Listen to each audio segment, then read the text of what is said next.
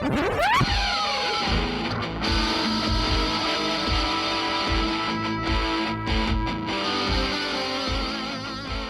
the globe to bring you the constant variety of art, it's the Tenant Podcast. I'm Todd Pearson, coming to you from the 40 West Arts District here in Lakewood, Colorado. And joining me from his art bunker in Rapid City, South Dakota, you know him as quite possibly the most interesting man in the world, my partner and friend, Wes Brown. Oh my God, Todd, how you doing tonight? I'm so stoked for tonight. How you doing? Good? I'm doing good. I have to make a bit of a public, what's the word I want to use? Announcement? Kind of announcement, but apology? I feel like I'm getting fat. I got fat over the winter, and now springtime has arrived, and I recently fell off the wagon. I ate like almost 3 pints of ice cream over the course of 2 days last weekend. Oh my God. And ice cream is my kryptonite. Like, yeah. I don't care about brownies or cookies or any of that other stuff. And I've been so good about not being on that ice cream train, but holy moly, I could not help myself. The grizzly bears are coming out. Todd Pearson's coming out. It's snack time. The spring feed. So, and I've been eating ice cream. So nice. It'll be really tasty. Full of sugar. For the Fat Bear Week or whatever it is, they have these Fat Bear contests. Yeah. I don't know if it's in the fall, right before they hibernate, but yep. You're at the other end of the season here. Yeah. You should be eating ice cream in the fall, right before winter sets in. Oh man! Well, I have to tell you, I'm on a kind of a post NCAA. I'm on a post. I know it is, isn't it? I'm on a post NCAA Women's Championship down because I was rooting for Iowa and they got beat by LSU. And so I've been following Iowa since like 2 weeks ago, and I was so excited for my team, and then they couldn't pull it off. But so I'm a little let down, but I'll get out of it. I'll shake it off. So I didn't know you watch college basketball. So. This is the first time. Really? I watched the NCAA Championship women's. I don't know why. Well, it's because my dad's here and I'm trying to appease him. So I watch basketball, and he likes women. He's a big UConn fan. Okay. So, but there you go. Something you can share with your dad. And had a team for like 2 weeks, and Caitlin was killing it. And then, the refs were horrible tonight. So, did you have any money on this? No, good God. I'm too cheap for that. Maybe next year. I knew you were going to say that because you're not a gambler. Not at all. I've tried to gamble with you before. It's not a thing. I'm not a gambler either. So yeah, well, unless we're talking ice cream and getting fat. Well, you and I should share a pint sometime. We'll have our own pint. We don't have to have 1 pint and 2 spoons. Okay, but we could if you want. That's good because both you and I are both germaphobes, so I don't see that as a thing. Sharing spoons or eating out of the same pint. Yeah, that's not happening. All right. Should we get on with this here? Let's do it. Let's talk some art. Thank you for joining us. Remember, you can always find out what we're up to via our social media on Instagram at Tenant Podcast, our Tenant Podcast Facebook page, and of course, our website, tenantpodcast.com. I also want to remind you that if you live in the United States, the deadline is fast approaching to enter the Gilpin County Arts Association's 76th annual Juried Art Show. It's the longest continuous running juried show in Colorado and the Midwest.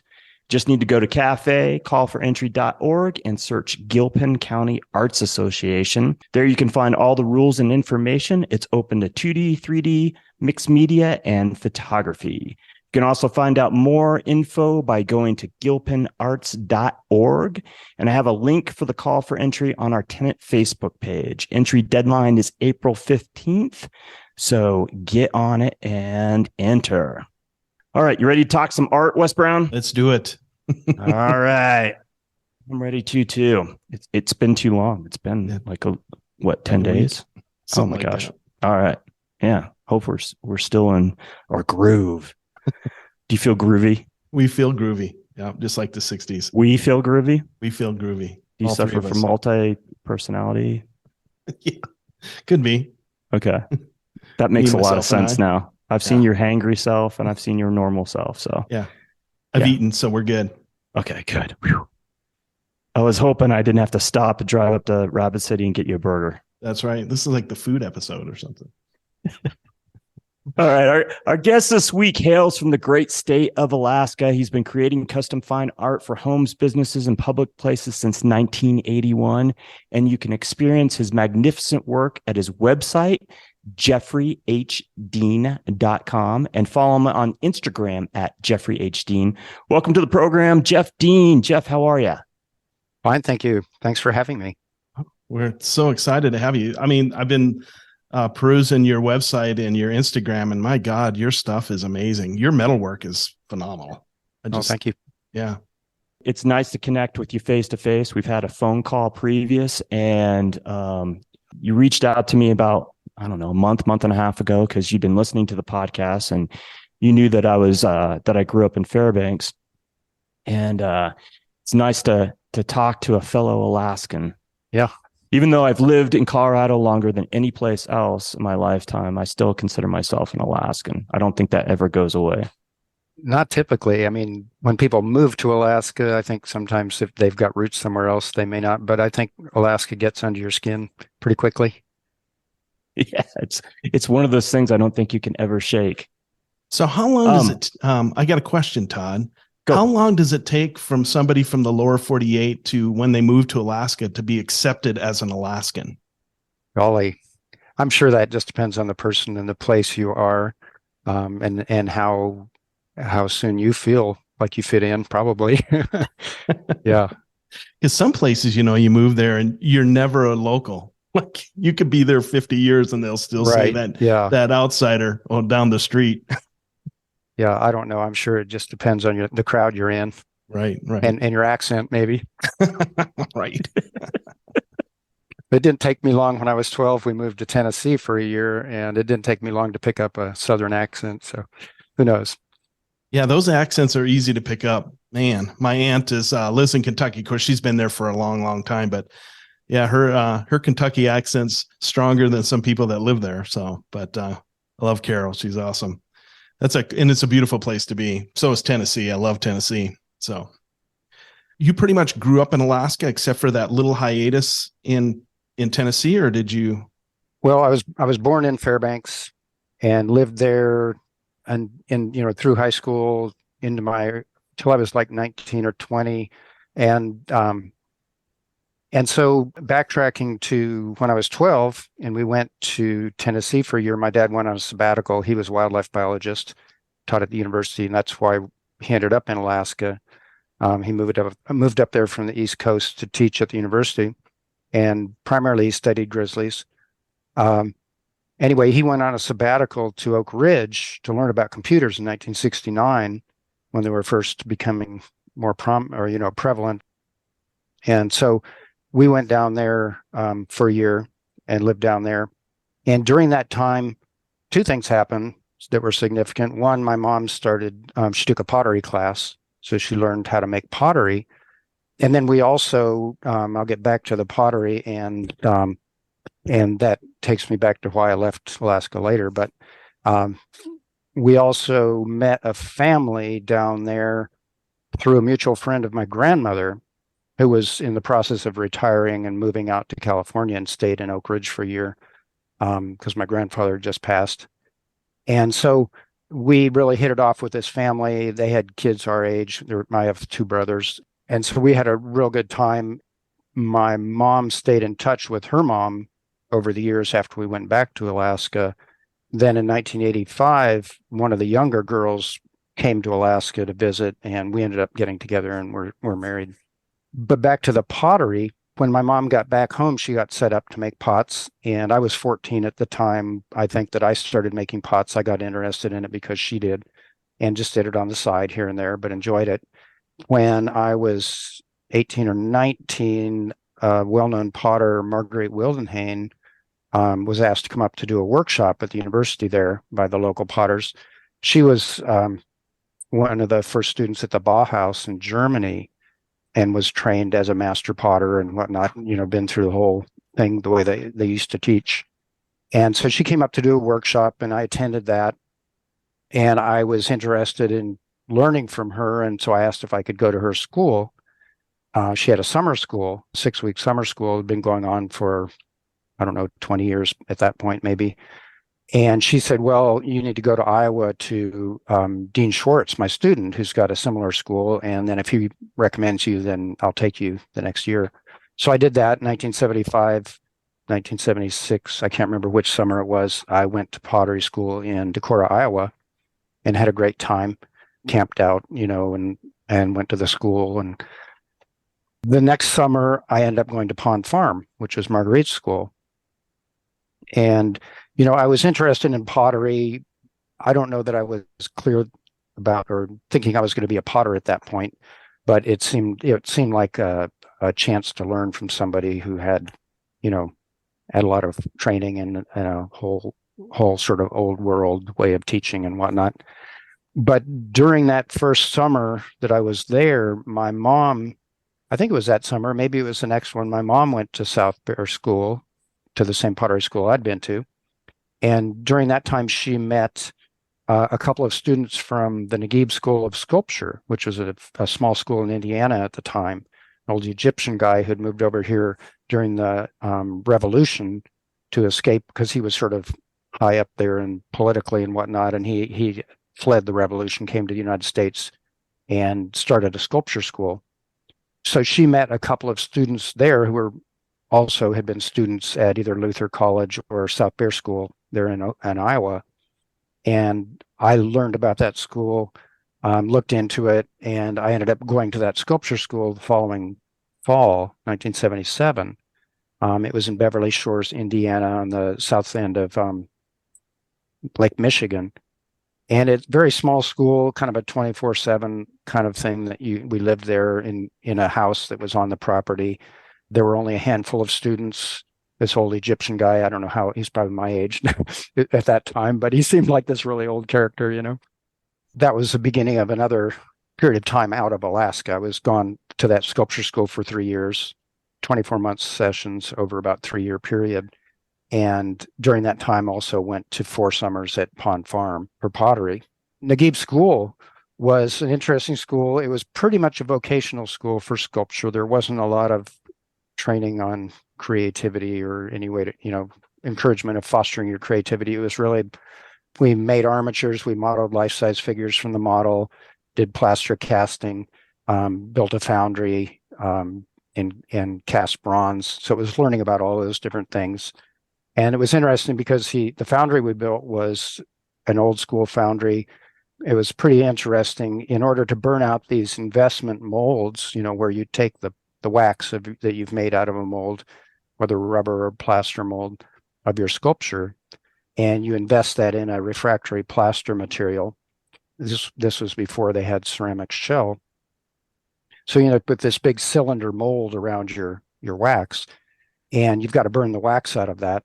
So we had a brick-lined pit. It was probably 3 or 4 feet deep, circular, about 10 feet diameter. And we would set the molds in there with a hoist on top of a brick plinth. And then we built a temporary spiral brick dome over that cylinder to make a kind of an arched oven. And each side of it was buried in the ground, the lower part. And so there were wells on either end with 2 arched doorways for stoking the fire. So we burned the wax out with a wood fire, hardwood, so that we had to stoke for like 3 days, because you're not getting it up more than about 800 degrees, the molds, but you end up getting this bed of coals gradually filling the whole 10-foot pit around these molds, and all the wax is then melting out and burning out the cavity. And so we had several students who were helping on that, and you did shifts, but it was still kind of a burnout. Yeah. But then you take down that brick dome, remove the dome, and you hoist the molds up, flip them over so that the hole that was draining out the wax is now pointed upward. And then you fill the whole cavity around it with sand for support. And then you're ready to pour the bronze. And to melt the bronze, we built these ovens, which were also into the ground. a cylinder in the ground with refractory lining, and then it had a natural draft from a pit outside. There was a grate, a big, maybe 1 or 1.5 inch iron bars down at the bottom for the crucible to sit on, and also to hold the coke. So he had all this coke that you pile around it, and you start a wood fire outside in the pit, and it gets the coke going. And then you just have this a side draft out the top that goes up a chimney. So it was all natural draft, and it was just like a roaring fire to melt the bronze. So that was very interesting because it wasn't using natural gas or propane or anything like that. It was all natural, kind of old way of doing it. That had to be an incredible experience to just, I would imagine that not many people get that opportunity to experience what you got experienced through that school. Is that correct? I mean, that's pretty unique. It sounds like. Every art school is different. It was unique in a way that because it was a small group of people to start with, one teacher with his own idiosyncrasies, and we're sort of, our kitchen is at one end of the studio, and we're basically there unless we go up. When I went back the second semester for that, it had moved east of Chicago to Glen Ellen, Illinois, and it was in this old seminary building, which was also shared by a law school. And so we had one wing in that, and then there were all these dorm rooms, huge dorm rooms that we stayed in. And there were also local students who lived, offsite and came to the school. I don't know. I learned an awful lot. I learned a lot of technical things about how to do things, and I learned a lot about, I think it definitely helped foster my innovation and ingenuity and how to come up with solutions to do things, because he made a lot of his own tools and stands and rotating this and that. And, if he needed something, we built it, kind of a thing, instead of just going out and buying it. So I learned a lot of that kind of thing from that, as well as learning anatomy and being able to model, make a sculpture from the model, and all the mold making and casting, which was very interesting. The incredible thing about that, and Todd kind of alluded to, is the fact that you're doing all these different processes that you basically could take back to back to Alaska and build everything homemade and do it all with wood burning. And, I think that's the amazing thing. It's one thing to go and go to a school where, they're using natural gas and they have everything already set up. It sounded like you kind of almost made that stuff from scratch anyway. Is that correct? Right. Yeah. He had built all that at the place in Beverly Shores, Indiana. And then for whatever reason, he had to leave that spot. And maybe it was partly just to be closer to the city where he had a bigger possibility of getting more students. But then he started over again and had to build it all again. Yeah, that's amazing. It sounded like he gave you the opportunity to kind of like think outside the box, like really like using your critical thinking skills and problem solve and just be kind of embedded in process and experimentation. Yeah. Yeah, that's true. And it was really good to be going to Pond Farm during the summers while I was going there, because it gave a really good balance. Pond Farm was definitely a technical school too, learning to throw proficiently, but it was also a lot about creativity, in the sense that, once you did get the basics of throwing down and you were going through all these, they had a sequence of forms that you made, which basically, once you learned to throw these different forms, you could make whatever you wanted. So you're starting with a doggy dish, and then a teacup, or, something, or a little cylinder, and then a bowl, and kind of natural progression of forms. And then in the end, you're making, lidded jars and teapots and coffee pots and things like that. But whenever we made them, once we got so we could do it, then we would have to make a board full of a series that were all variations on that form, variations on a theme, so to speak, whether it was the actual form or the decoration, because sometimes we would decorate them afterwards. Pond Farm also, we did a little bit of drawing, but it was just, at Naguib's, there was no real, it was basically just trying to make what you could see identically, reproduce it. Not that you couldn't have and didn't add your own sensibility as far as making something, giving it some character or some life or whatever, but that wasn't necessarily the focus. Whereas at Pond Farm, it was much more about, I don't know, and it wasn't just freeform creativity at Pond Farm, but it was definitely trying to get you to look and be able to see things, but not necessarily just to make what you see. get the essence of it and be able to make that, or branch off from the essence of it and create something that, has the character of it without having to show every little bit of it, so to speak. If you draw a leaf, you're getting the character, but you're not necessarily just trying to duplicate it exactly. It sounds like you got kind of the best of both worlds between these two schools. Do you agree?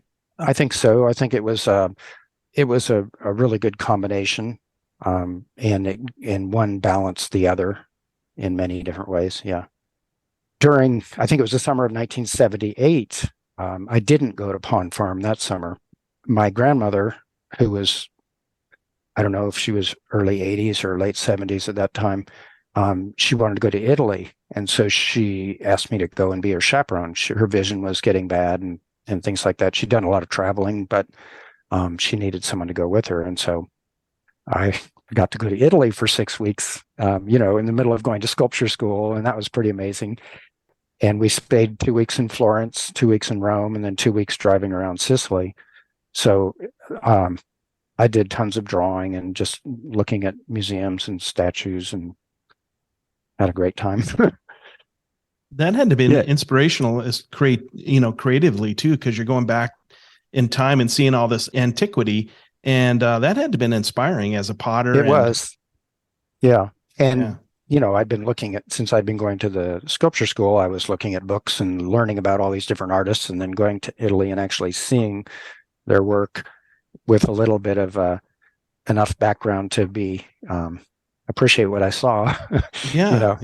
That experience, I'm going to guess, was pretty well, it was pretty priceless, because you had this one sculpture experience, and then you got to go to Europe and experience, like Wes said, all these great works of art, and then come back and continue with your education. That sounds amazing. Yeah. So after you get done going to the second school that you went to, and remind me the name of the school? Pond Farm Pottery, or the sculpture school? The sculpture school. Okay. That was the sculpture school was Naguib School of Sculpture. Mustafa Naguib was the Naguib. Yeah, that was. And if you look him up online, you'll find a little bit of stuff. I've written some about my experience there on my website, and then you can find pictures of. He moved his school to Chicago after I left into the city, and a couple of people since then have contacted me, and I've given them information. They've written some articles for different publications in the area, places where he used to have the school or things like that. But now, was he well known in Egypt before he flew? Before he left? I can't remember all the story exactly. His brother was in politics, I think, maybe, and he was supposedly the sculptor of the king, and I don't know, made all kinds of things, including dummy plaster tanks for the army, I guess. I don't know. I don't remember all the details, but he was close enough to the regime, so to speak, that when there was a revolution, he was in fear of his life, I think, and so he left. Yeah. He sounds like a really interesting man, and it's interesting that you get this experience of somebody that was, from the European thought, or was engaged, came from Europe, and then you have somebody that came from the Middle East and the way that they did things. And both of them had traditional training, probably going through like a apprentice. I mean, the Bauhaus was kind of like an apprenticeship, and then they became a journeyman, and then they did a test and became a master, so to speak, after years. And I don't know exactly what Naguib did, but I imagine I believe he went and trained in Paris and things some when he was younger, but I don't remember his whole history. Yeah, that sounds fascinating. That's just cool. Yeah. What is your earliest art memory or your earliest engagement with art? Sounds like you started pretty young, even before what you laid out. My mom was, she wasn't always making art, but I can remember she did a little painting and she took art classes. I remember when I was pretty young, she was taking a silversmithing class at the university from a man named Ron Snugatuck, who later I had for a teacher. He was a well-known Alaskan artist, native artist, but also he went to, I think it was I don't know if it was Rhode Island School of Design or that other one back there. I can't remember. And then he had a scholarship to go and study in Norway, which is where he met his wife.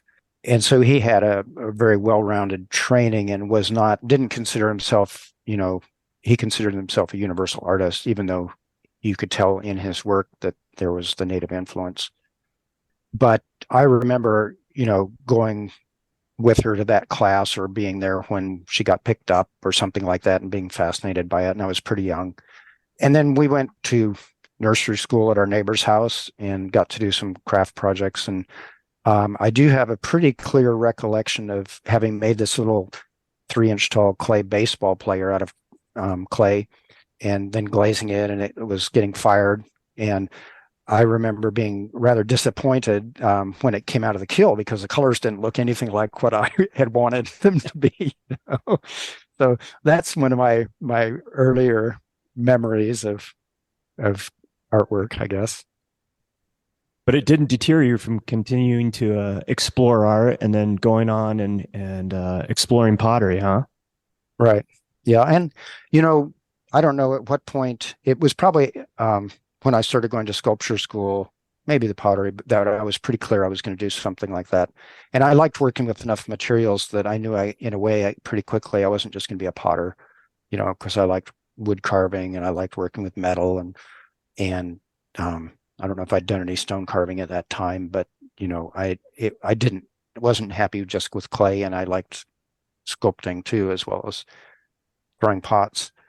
Well, it sounds like you always liked that tactile experience and that you were always working with your hands in some way, shape, or form. Yeah. Yeah. I mean, I remember in high school, I started doing some wood carving. I read The Lord of the Rings, and I was fascinated with that, of course. And so I carried a little pouch around at high school and had a pocket knife. And in my spare time, I had these little carvings of dwarves and elves and things like that in my pouch that I would work on.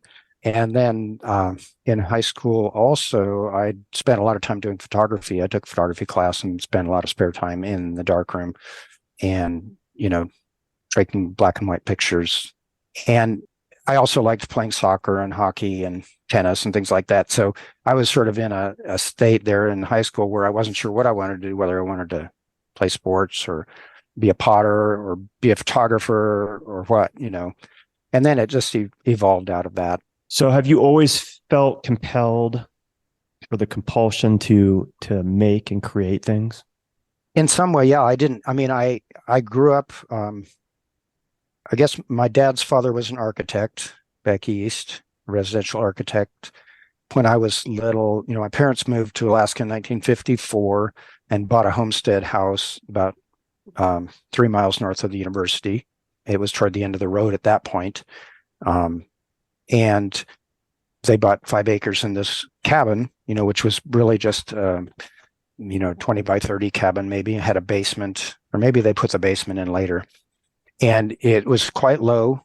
It's their living room now because they added on, but it's quite low because, it was a log building and winter was coming. And so they decided they had to put the roof on before they got any more rounds on, But it was a very cozy little cabin. And then when I was, I don't know, I guess 6 or so, my grandfather came up and helped my dad and mom build an addition on there so they'd have room for 3 kids as well. And because we were just all piled in this little cabin, which had a little corner bedroom for the kids, and bunk beds, but it was too small. So they built the addition and my dad helped or worked on that. I grew up, he was always building something, even though he, in the summer or weekends or whatever, we built a studio for my mom when she got back from Tennessee, and I helped on that. It was probably 2 or 3 years later. And then we built a sauna later when I was still in high school. So I grew up building things, and I also grew up making things, not just artwork, but I like making model cars, and I made them out of wood and just from scratch, things like that. Rather than getting kits, I just sort of made things from scratch. And so I think all that played into also just feeling like if you need something, can you make it or whatever? And part of the making is because then you can make it either do or be just what you want, both aesthetically and functionally, or you can save money because you have the time and materials, or, whatever the reason is. So this is really just part of who you are, part of your DNA. I mean, it sounds like that's what I think your whole life probably has been. Yeah.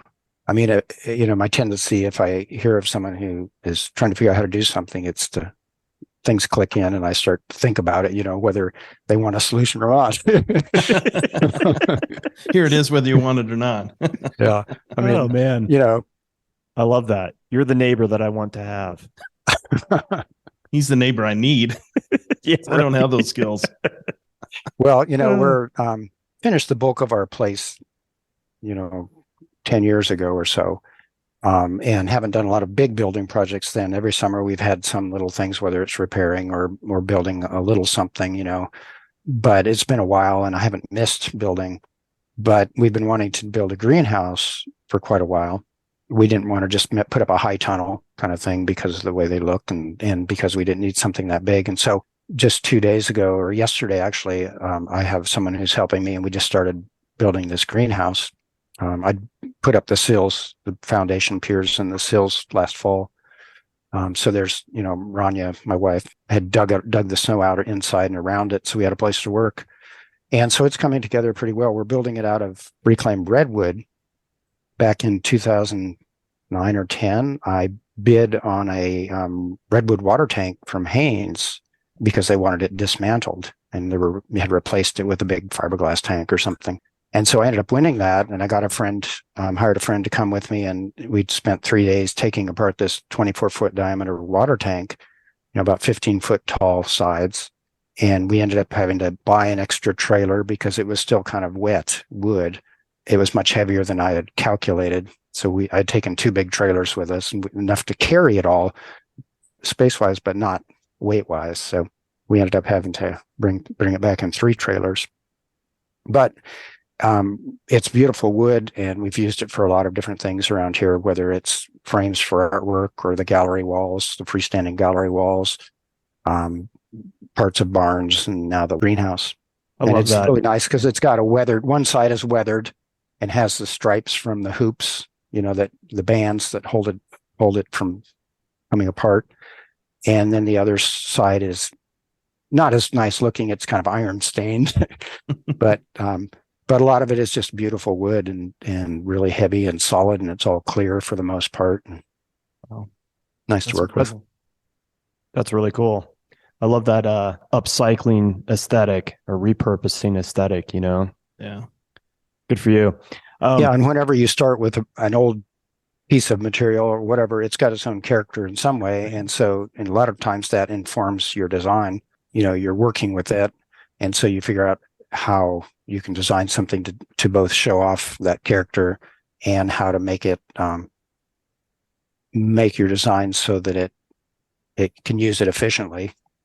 So fill us in on how you started your art career. So once you went to Naguib's school, where did you land? Where did you go? Did you come back to Alaska? Or? I came back to Fairbanks. I mean, I think I went to pottery school that summer and then probably came back to Fairbanks. I can't remember exactly, but I sold a few pieces while I was at Naguib's. Another thing we did a lot of when we were there was portrait sculpture.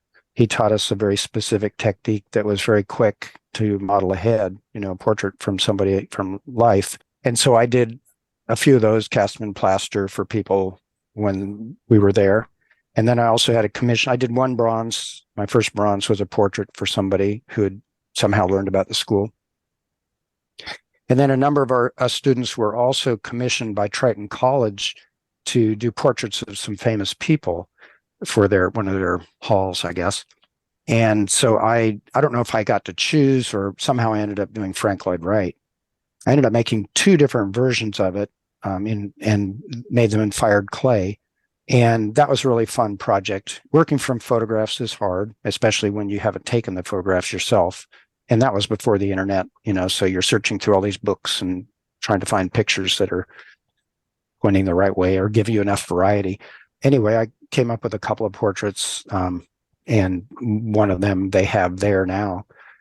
And then when I got home, I continued doing some portrait sculpture. I think my first metal wall piece for somebody not long after I got back, which was hammered copper. It was 3 panels with relief, or hammered relief of an elk family, and this was set into tiles behind a wood stove as part of a heat shield. So that was a pretty fun project. I also, at that time, I didn't have high expenses. I think it was the winter I got back or the summer I got back, I built a couple of yurts from scratch, insulated floors, and I built an 18-foot yurt with a 4-foot wall and a 20-foot yurt with a 5-foot wall. And I set one up inside the other one on a friend's land, and I put a foot of fiberglass between them so I could be warm at 40 below and whatnot, and had a little wood stove in it. So basically, I had low living expenses. The next year, I ended up moving it up on the hill behind where I grew up on another friend's or neighbor's land, and in exchange for caretaking for them because they weren't there all the time. And so I watched their place and kept it warm and whatnot during the winter when they were gone, in exchange for a place to have my yurts. And when I put them up there, I set them up tangent to each other instead of one inside the other, so I had more space and had an opening between the two. So one was a bedroom and the other was a kitchen studio. And I put the same amount of insulation on them, but they had big plastic covers, which were kind of ugly over the outside, but it kept me warm. So amazing. Anyway, and then, I was about a mile and a half up the hill from my parents' house, and they were on the way home. So I could always stop off for dinner. You're smart. Anyway, so I did jobs as I got them. I did quite a bit of artisan schools at that time too, which I was paid for. And that was pretty fun, mostly with elementary schools, but some with high school and junior high. And it was with clay. I don't know where I learned it, but I had an exercise I always did. I would start by choosing one of the students, and I'd do a portrait demonstration. Just take about a half hour and model a head of them. And then I would do this exercise where everybody had a clay ball, and you just start with this ball and you press and pinch and whatnot, and you end up with an animal. But, it's 2/3 of the way through or whatever before they realize what they're making. They're just following directions and doing this, and all of a sudden they've got legs and a head, and then they can make it into whatever kind of animal they want. So that was fun. And I also, as part of one of those projects, we did a piece of public art for the school, and that was a high school out at Eielson Air Force Base. And so that was fun too. And I did the overall design, and then each student, it was cut into a mosaic of tiles, and each student could do a picture on their tile, and then it was all grouted together. So pretty much from the get-go, you were working as a professional artist in some kind of capacity, either teaching or doing commissions and doing your own thing, it sounds like. Right. Yeah. And, I did a few things and just on my own and sold them. I was there between 1981 and 1985. And that 1985 was when Rania came up to Alaska, spent the summer, and then we moved back to Tennessee from there. And that's another story I can get into in a minute. But in 1975, before I went to South Bear School, I had spent the winter in Ron Sangatuk's class. He had a Native Art Center there at the university where he taught silversmithing and woodworking. And I got to spend the winter in there. And basically, most of my schooling, whether it was at a college or Naguib's or Pond Farm, it was just a very intensive kind of thing. I wasn't sort of going somewhere for an hour class and then going to another class. And I spent the winter in Ron's class, just doing silversmithing and wood carving and things like that. So when I first went to South Bear School, I gave up an opportunity which I think would have been really good and I really missed, but it was important, I think, because I ended up finding out about Naguib School and going to Pond Farm, which were both very formative for me. But Ron had asked me if I could help him make this big mobile made out of big curved pieces of walnut it was a public art project for a library in town, which would have been a really fun project. It's still one of my favorite pieces of his. Hangs in the Norwegian Library. Probably have to pull up some pictures of the library. It's still in there, yeah? Yes. Yeah. And I think you must be, like, if you search for his name, or Public Art Nolwenn Library. You should find it. Yeah. And what year was that? I think he made that would have been the summer of 76, probably. And then what I was saying though is it was 1984, Ron he asked me, and I don't know if he was coordinating it or had just been one of the people asked, but about 6 artists, local artists, well, not all local, there was someone from Oregon, I think, were asked to make a sculpture for the university. And it was really nice. We could pick the location it went. And so I picked this entry hall to the Great Hall, where they have the concert hall and the theater. And there's a glassed entry space, kind of an Arctic entry.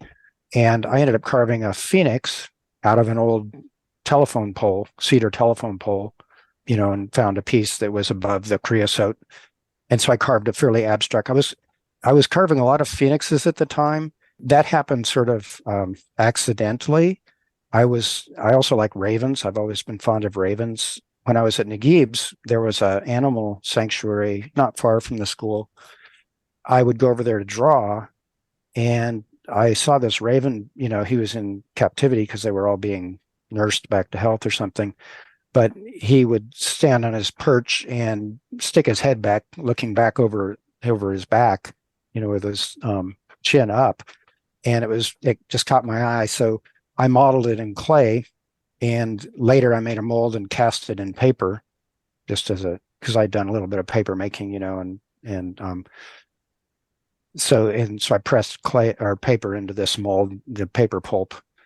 Anyway, when I was back in Fairbanks, I carved some ravens, and I was carving a raven. It was about 20 inches long, maybe, and I wanted to make it black at the end. So I thought, okay. So I stuck it in my wood stove. I thought I'd char it.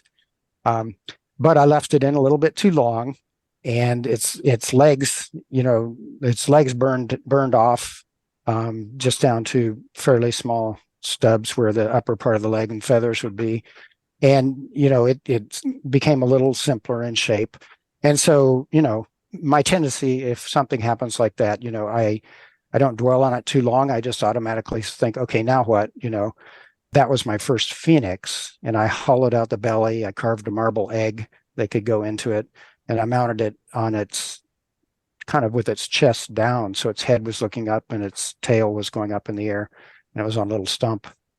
So that was my first phoenix. And that was actually, the University Museum purchased that from an art show it was in. And I think it's somewhere in their catacombs. So I was doing these phoenixes. I did several versions of phoenixes, and they were all fairly abstract. The one I did for the college was about 6 or 7 feet tall, this cedar log that was maybe 16 inches diameter, 18 inches diameter at the bottom. And I did a lot of, when I was doing the phoenixes, at that point I had a torch, a big weed burner torch. And so I would carve it, and then I would burn areas of it for contrast, and then carve again and whatnot, until I got the effect I wanted. And it's mounted on a piece of pipe that's got a flange welded to the bottom, a square flange bolted to the floor. And I made a hidden swivel. So it's sort of got a dome base on the wood that sits on top of this metal pipe. And there's a hidden swivel. And whenever I go in there and nobody's around, I grasp the base and spin it. You can't just spin it, but you can turn it if you know what you're doing. So it's always in a different orientation, at least, for 15 years. And then I go back another time and do it again. That's funny. I love that. That's funny. Yeah. That's a great story. So you met your wife in your youth. She came and visited in Alaska, and then you guys moved to Tennessee, where she's originally from? Yes. Yeah. I was 12. She was 6 when we met. And I thought you were going to tell me you were 12 and she was 6 when you got married. Nope. Nope. I waited around. But yeah, then we decided to move, and it was more my choice. I think I was just wanting to get out of Fairbanks for whatever reason. And so I probably talked to her, and she was probably enjoying Alaska, but we ended up moving to Tennessee. We bought an old school bus and ripped all the seats out of it, loaded, the yurt structures, and tons of old cool pieces of wood and, this and that and junk and whatever else, tools, and drove down the highway. And we left in October. So it was, first night out, it was 40 below. We had a pretty good heater for when we were driving, but Rania actually frostbit her feet the first night or the morning because we were warm sleeping, but she got up and put on these cold boots, And so we ended up stopping in Whitehorse and going to the hospital or the doctor, and getting her checked out. And it wasn't super bad, but she definitely had frostbite. But, that was before the Alaska Highway was updated very much. And so it still had some really big hills. And we could have walked beside the bus going up those hills. It was so heavy, and then it was just slow. And it broke down here and there, and on the way down there, and we had to get it serviced. But we ended up making it all the way. And so we were in Tennessee for 5 years, and then we decided we wanted to move out of Tennessee. And I had been up to North Carolina in the mountains and really enjoyed the countryside. And so we found a place up near Boone and Manor Elk. Again, we loaded everything. We had a little pickup truck, and then we got the biggest U-Haul we could find. And the yurts were set up permanent at that point. We put metal grain bin roofs on them and oak board on board siding to make them permanent, insulated them more. So we didn't take those with us, but we still had a full 24-foot U-Haul truck. We had one child at that point who was, or we had two. We had a 2-year-old and a 6-month-old and a little dog. Got everything loaded up in the pickup and the truck, and we were headed up the highway. And that night, we also had a big Percheron horse in a trailer behind the U-Haul, I believe. I had loaded the truck too heavily.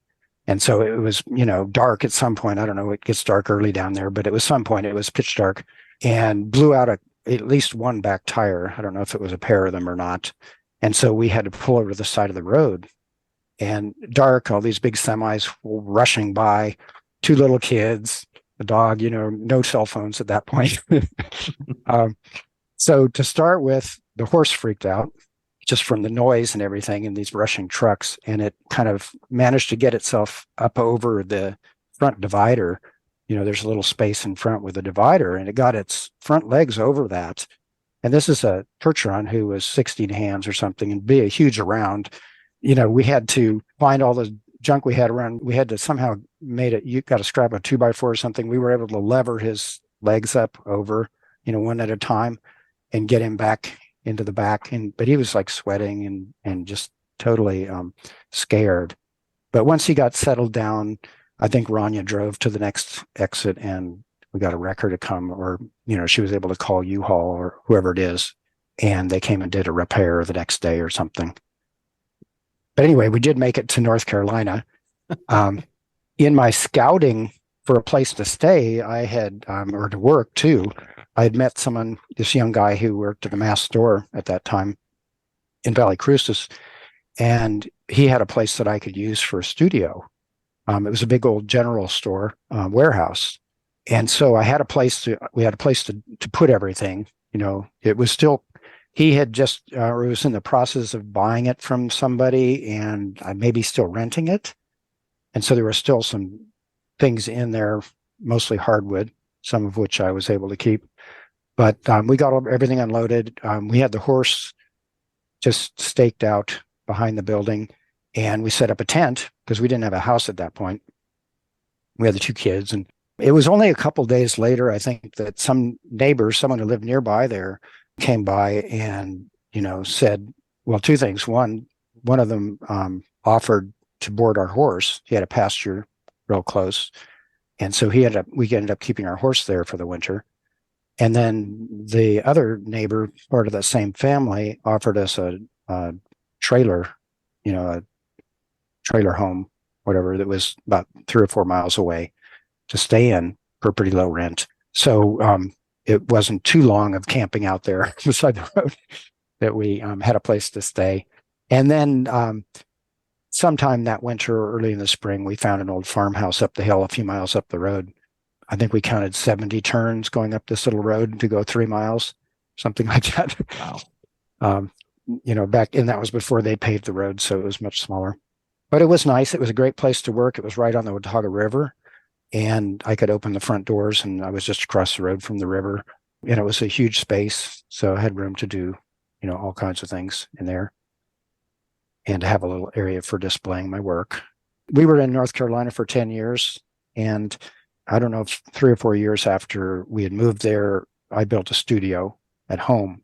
And so I was able to move everything up there and be right at home working. And that was nice. Nice. So this entire time that you were in the lower 48, you were working as an artist. You were doing your work. For the most part, when I first moved to Tennessee, my wife's family had an exercise equipment business in Knoxville. And so they roped me into being the service manager for that. And I set up a service department and managed the whole thing. And so I was doing that for at least 4 years or so. But in my spare time, I was doing some artwork. At least 3 or 4 falls, we did the National Craft Festival at Dollywood, which is a theme park in Pigeon Forge. And every fall for a month, they had artists come and craftsmen come from around the South mostly, and demonstrate, set up a booth, demonstrate, and sell their work. And so we did that. And I think after the first year, they actually paid us to demonstrate as well. So we earned some money doing it, even besides what we could sell. We had a big workbench kind of set up and we were doing soapstone carving lots of little pieces mostly. And then I also did portrait sculpture demonstrations and did a couple commissions mostly from the artists who were also working there. So that was a nice break from the exercise equipment, even although it was only 1 month of the year. Mm-hmm. So you stayed in North Carolina for 10 years, and then at some point you decide you're going to move back to Alaska. Is that the deal? Yeah. We loved the country there, but it was getting pretty polluted. A lot of ground level ozone coming in from the Midwest, I think. And there would be a lot of days, fairly commonly where it was like a orange alert or whatever, for being outside. It wasn't the best. And so we just thought, well, that wasn't the healthiest. And even though we liked the country, being down south is very different from Alaska. It was beautiful countryside, big rushing streams, hardwoods, everything like that. But over every hill, there's another farm or another city or another town. You don't have the same feeling of space that I grew up with. And so I've noticed that. Rania had loved being in Alaska too. So I spent a few months looking around the Northwest, seeing if I could find a place that seemed like home, driving around and whatnot. And even though there were a lot of really beautiful places, none of them just clicked or really felt like, there was always something that didn't quite feel right. And so came back up to Alaska and did some scouting around. I knew I didn't want to be near right in Fairbanks or Anchorage or where you had to go there for your regular shopping. We had both been to Homer, and actually Dean Swartz, the teacher from South Bear School, had been visiting, probably came up to do a workshop in Fairbanks. And he and another potter, a friend of my mom's, borrowed her little pickup and were driving to Homer because some other friends of ours had a cabin here on the bluff in Homer. Rania and I decided to ride down too. And it was just a little, maybe a Nissan pickup with, 2 seats in the front. And so we were in the bed, and it was, I can't remember if it was September or October, but it was getting toward winter. And so we bundled up, we wrapped up in sleeping bags and whatever else, and sitting up in the back behind the cab, and rode from Fairbanks to Homer, which is maybe 600 miles, something like that. And, there's snow on the ground in some places, but we had a good time. We got to Homer, and I don't think there was snow here. And we really liked, it probably rained most of the time we were here, but we really liked it. I'd been to Homer and the Kenai Peninsula when I was a kid, with my parents camping. But it just made an impression, I think, on Rania, and I liked it too. And so I decided to come scout it out. I had some other friends from Fairbanks who lived down here and decided, well, I think Homer's the place. It's a pretty art-focused community near the coast, which is just really beautiful. It has a whole other kind of expanse.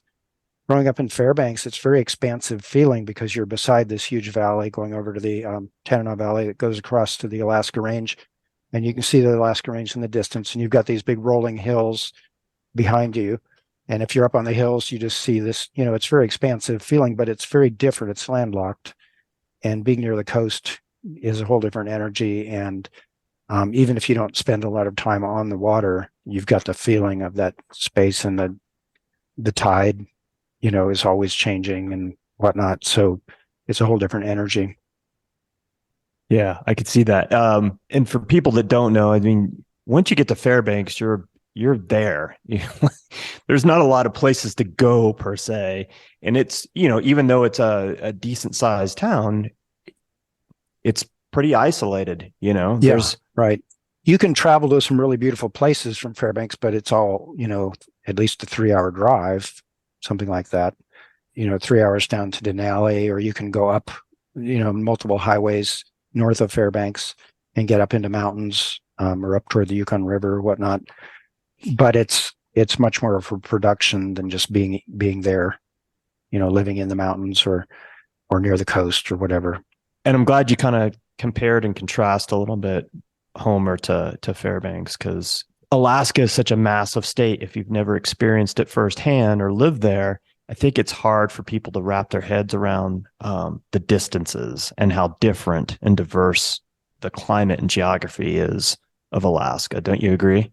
Yes. Yeah. Very big range of ecosystems and climates, everywhere from super rainy in the southeast to very dry in Fairbanks, and really cold winters further north you go. And being on the coast, it's more mild, and we can have 0-degree temperatures here, but in Homer, but it typically 10 to 20 is cold in the wintertime. We're on the bench, so we're about 500 feet, about 1,000 feet or 1,200 feet up behind us on the bluff, or on the hill behind us. It's much colder. It doesn't thaw out as much, not as many freeze-thaw cycles in the wintertime, and they get a lot more snow accumulated. We can often have some winters, we just, it'll snow and then it'll rain and we'll have tons of ice, and you have to wear cleats, like hiking crampons, just to go outside and get around, walk down through the pasture. We've had years where the whole pasture was just glare ice, and it's just what you do. It's Alaska. Yeah. I mean, some of the stuff that you've talked about to me, seems very normal. I mean, to me, it's just, that's Alaska. That's what people do. And I think if you haven't had that experience, you think, wow, that's kind of wild. That's kind of crazy.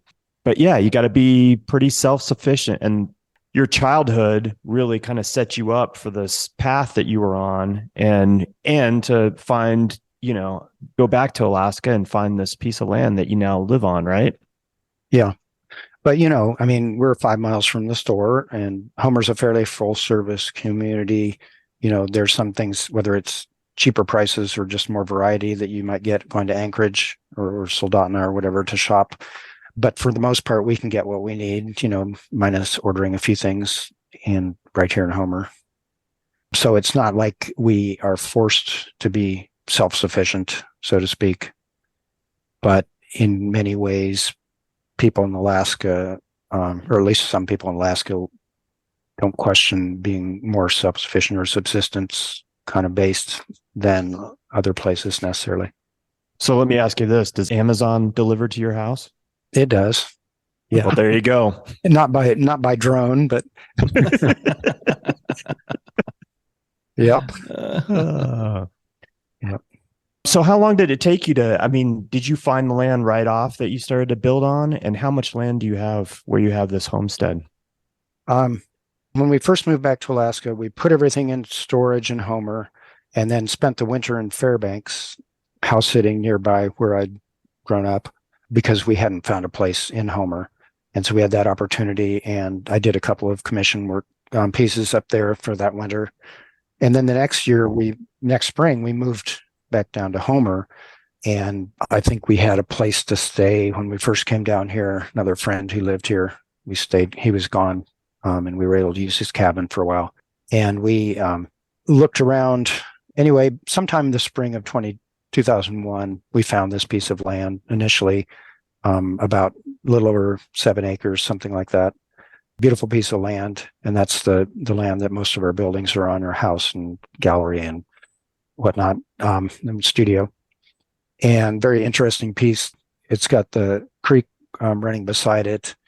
The whole geology of this area, this Homer Bench, is all sloughed down off the hill. So there's no real bedrock. Just in all the work we've done around here, we found maybe 2 or 3 rocks that had any significant size, meaning 2 or 3 feet wide, or something like that. You basically, it's just silty, sandy soil. So it washes away easily. And so we have some remnants of old creek beds and things on our land where there might have been a mudslide that pushed the creek over further, and then it became dry. And so we've got interesting features to build in and around, and we're right up against the hill, looking over the bay, have a pretty good view of the bay and the mountains. And when you say the bay, what are we talking about? Kachemak Bay. Kachemak Bay. It's 25 miles deep, long, running kind of, it's more, I don't know if it's more east-west or north-south, but it runs in from Cook Inlet. There's the Homer Spit, which is about a 4-mile long spit of land that goes out into the bay. And there's development at the end of that and along it. But inside of that is the bay itself, and it goes about 20 miles up, with mountains on the south side and more like this long bench with a hill behind it. There's huge canyons, though, because of the way the soil washes down.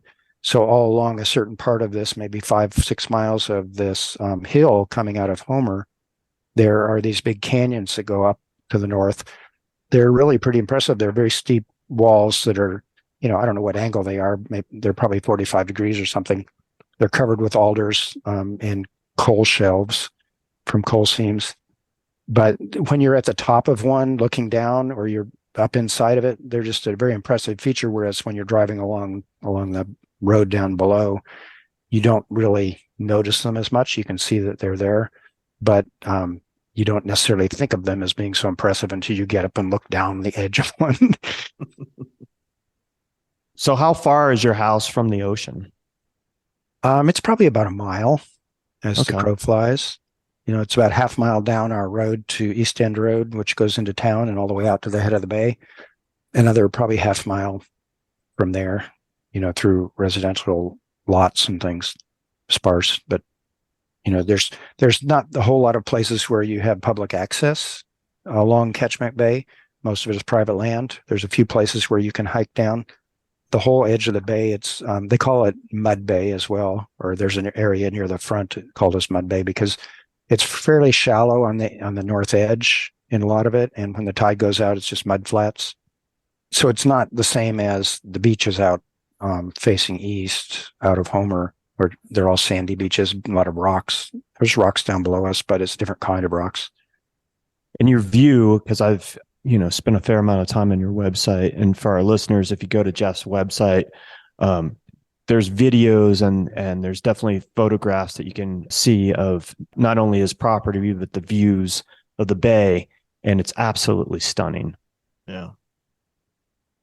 Over the years, we bought a few extra parcels that are contiguous or adjacent to ours. So now we have 28 acres, but most of it is the hillside behind us. We have about 4 acres, maybe 4.5 acres that we live on and have pastures and barns and whatnot. Yeah, it's absolutely gorgeous place. I was watching the same videos that Todd's was probably, and wow, it's breathtaking. I was kind of like, when I was watching it earlier today, I was like, oh, I feel a road trip coming on with Todd. Yeah. Yeah. Well, a few years ago, we started doing tours here in the summertime. We call them Dean Homestead and Art Studio tours. And people come for about a 2-hour tour, and we talk about how we make our art. They see the studios. They go through all the gardens. Ranya's a pretty amazing gardener. She's been growing vegetable gardens all her life, and then she also has made some really beautifully landscaped herb gardens and flower gardens and things around that all fit in and around the land.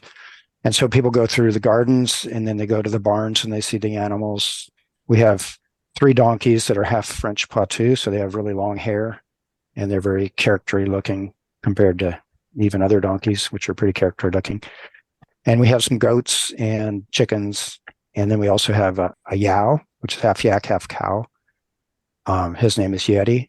And he was born here. Rania had she actually had a baby yak shipped up here when it was quite small and raised it because, well, she was fascinated by yaks and also wanted to milk it because yak milk is really good for different reasons.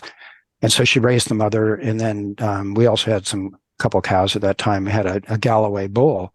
And so she bred them together, hoping to get a female that would be maybe a little better milker because yaks have tiny little teats. And even though they're really good milk, it's very hard to get it. Mm. And she, on the tours, she talks about that time. She trained it, basically when she first started milking it, when it was first bred, it wouldn't give her any milk. It would just hold it back, and it would only give it to its baby. Mm. And so Rania noticed, so every time the baby goes over to nurse, it gets milk. And so she learned that she could let the baby on there for a little bit, and then she could take the baby off and nurse milk really quickly, and she'd get some milk. And then she'd have to alternate, let the baby on again. And the mother would look back at the baby really sweetly, and let it nurse and whatnot.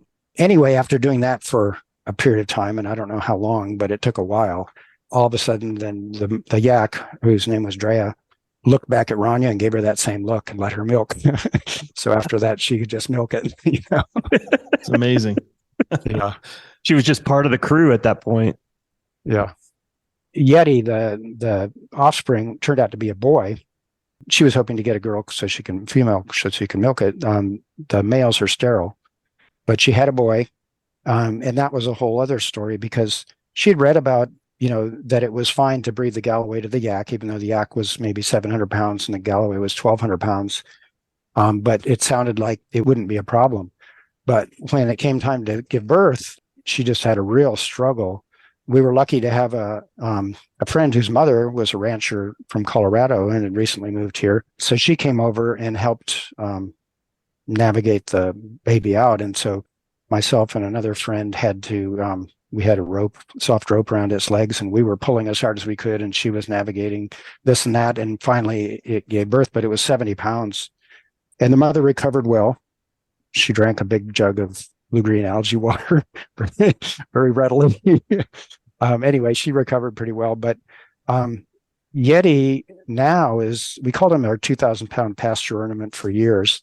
But we had a friend over here, and Rania had weighed him at one point, and we took him down to the truck scale, and weighed him, and he was 2,000 pounds.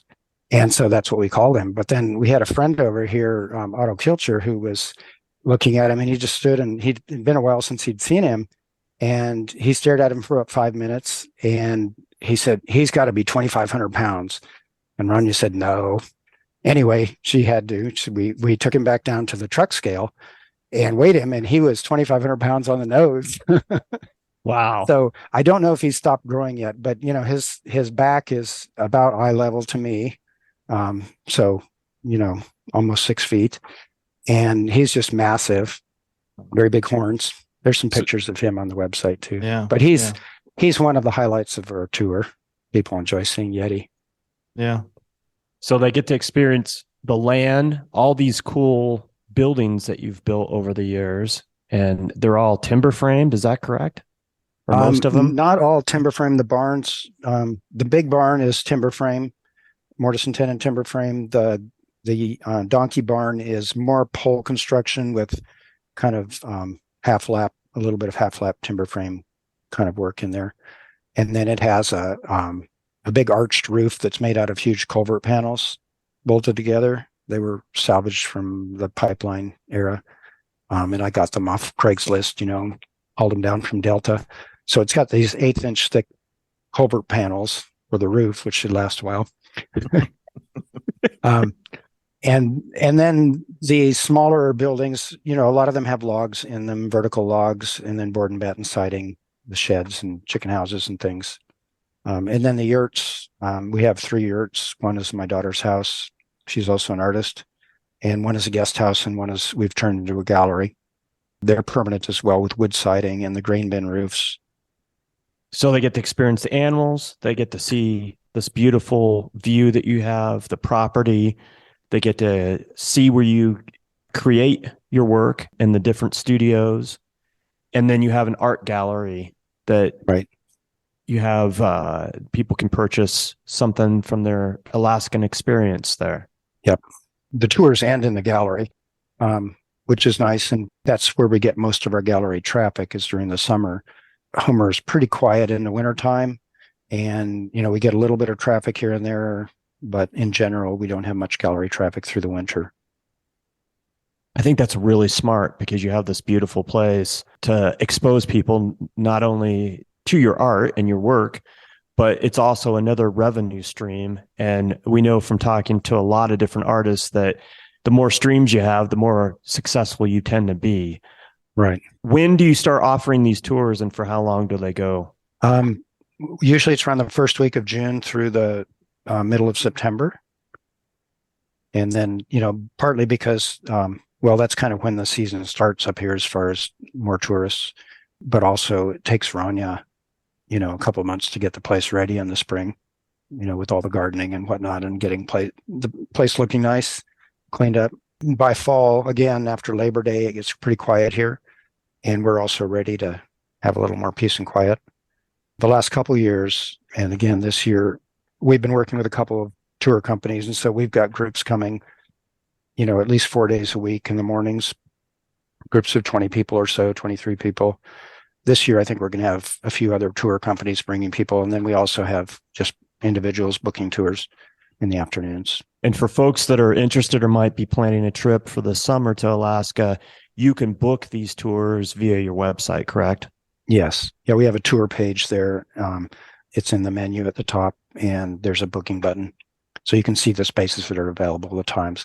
And, if there's something that doesn't fit your schedule, then you can get in touch, and sometimes we can make arrangements. Nice.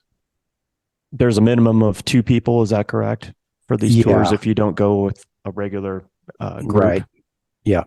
And, oftentimes we'll just have a couple, who books, they just got to town, they look and say, oh, that looks interesting. And so we, I think things are picking back up. We have, there's more people traveling these days, and we've also got way more reviews now. And so more people have an interest. I think we'll probably have more people per tour with the private tours or the public tours this summer. But typically, sometimes it's 2, sometimes it's 5 or 6. Sometimes we have 2 or 3 groups that don't know each other, for these afternoon tours. And you said these about 2 hours long. And what is the cost to do a tour at? We're holding the price at $65 for adults this year, $35 for kids who are, I think, 4 to 11, something like that. We're going to probably have to raise it next year. I mean, everything has gone up. All our expenses. Hay cost last winter, I think, was 20% more than the year before. Wow. The cost for bales. There's more development, fewer hay fields, and then sometimes the season just you don't get a good second cutting, things like that. And then animal feed, and just everything else is fairly expensive in Alaska and doesn't seem to be going down. Right. Plus, it's a huge amount of time, that goes into maintaining the place. I'm getting it ready to start with, and then just, it's pretty much a full-time job for Rania all summer.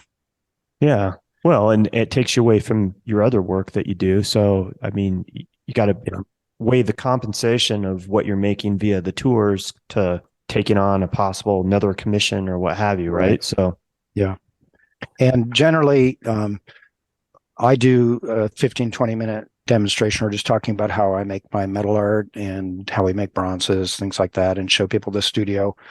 And then Rania does the rest of the tour through all the gardens and animals and things like that. And then I visit people again in the gallery. Sounds like a well-oiled machine there. Yeah, it's gotten fairly streamlined, and we enjoy it. And it's good to have, we can have pretty good days in the gallery. Sometimes groups, they're all different personalities or whatever, but sometimes we have a really good day, and sometimes we don't sell much more than cards or something. But all in all, it's been really good, made a big difference. I think that's really smart. And how long have you been doing these tours? How many years? I think we started in 2017. It was right after we had a show at the Pratt Museum called Heartfelt and Handmade, from creative homesteading to the fine arts. And it was just a show that went, a few months in the fall. We took a lot of odds and ends from around our place down there, and then a lot of artwork too. So it was a mixture of art, quilts, wood, furniture, things about building, how we built our place. It was just a wide range of farm implements that we'd made. So it was a really wide variety of things, and people really loved that show. That sounds really cool. Yeah. So you've been doing this for a little while, but still relatively new. And you had COVID to contend with there for a couple of years, a couple seasons, right? Yeah, I think it was only 1 year that we didn't do them. And then the next year, we masked up for the most part, didn't go in the buildings. We were masked in the gallery. We didn't go in the studio. We just looked in the door kind of thing. And then the next year we masked in the studio and things like that in the gallery. And this year I think we'll be back to kind of normal. Nice. Tenet wants to acknowledge our media sponsor, New Magazine. That's NUE. You can follow both the national and the Denver edition of New Magazine on Instagram. The national edition can be found at new_magazine and the Denver edition at new_Denver_magazine. And I want to share with you something very exciting. Check out the newly launched New Denver Gallery Guide. Look for the signage that says New Denver Gallery Guide that has a QR code.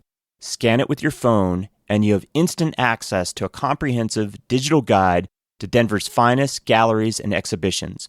Find this QR code in your favorite gallery, hotel, or coffee shop as you visit and explore Denver. Thanks for listening. I'm Jeff Dean, and you're listening to the Tenet Podcast. At this point, I want to take a moment and have you, because we've discussed your history and your education and kind of like your early years as a working artist, but I want to take a moment and have you tell our listeners what all you do and what mediums you work in. My business card says clay, wood, bronze, stone, steel, plus. Even though these days I'm mostly making metal wall art or metal and wood wall art. I mean, for years I did just three-dimensional sculpture, wood carving, clay sculpture, stone carving, bronzes, things like that. And I did a little bit of printmaking. Again, in 1984, I think that winter, I spent the year in a printmaking class, just all my time doing wood cuts and different kinds of collagraphs, things like that. And especially after all the drawing I did at sculpture school and going to Italy and whatnot, I'd done a lot of sketching and I liked making pictures too, and hadn't been doing much more, although I'd carved some reliefs or modeled some clay reliefs. But when we were in North Carolina, and again, I was doing portrait sculpture and some wood carving, stone carving, bronzes, my neighbor gave me a big sawmill blade, maybe a 4-foot or 54-inch sawmill blade. And that was very intriguing to me. And my first thought, was I wanted to make a picture on it, and I didn't want to paint it. And so I came up with a design that was a circular design. I'd done a lot of kind of circular designs on plates at pottery school, without a top or bottom kind of a thing. And I enjoyed doing that. And so I came up with this design, and this piece is called Circle of Fire. It's a kind of an animated hammer blow of a blacksmith with kind of an abstract background. And so there's maybe 7 or 9 different blacksmiths, each one with a hammer in a different position. And so I sketched it on the rusty blade, and then I engraved it, with a Fordham tool and grinding bits. I engraved the lines, and then I wanted to figure out how to make something contrasting areas on it. And so my first thought, being a sculptor, I was going to grind it in relief, Mm-hmm. And, it was tool steel. It was only 1/8 of an inch thick. It didn't take long to give up on that. I wasn't going to get the difference in depth, so to speak, but I got some bare metal. So my next thing was, okay, I'm going to braze brass onto the different areas, to give contrast.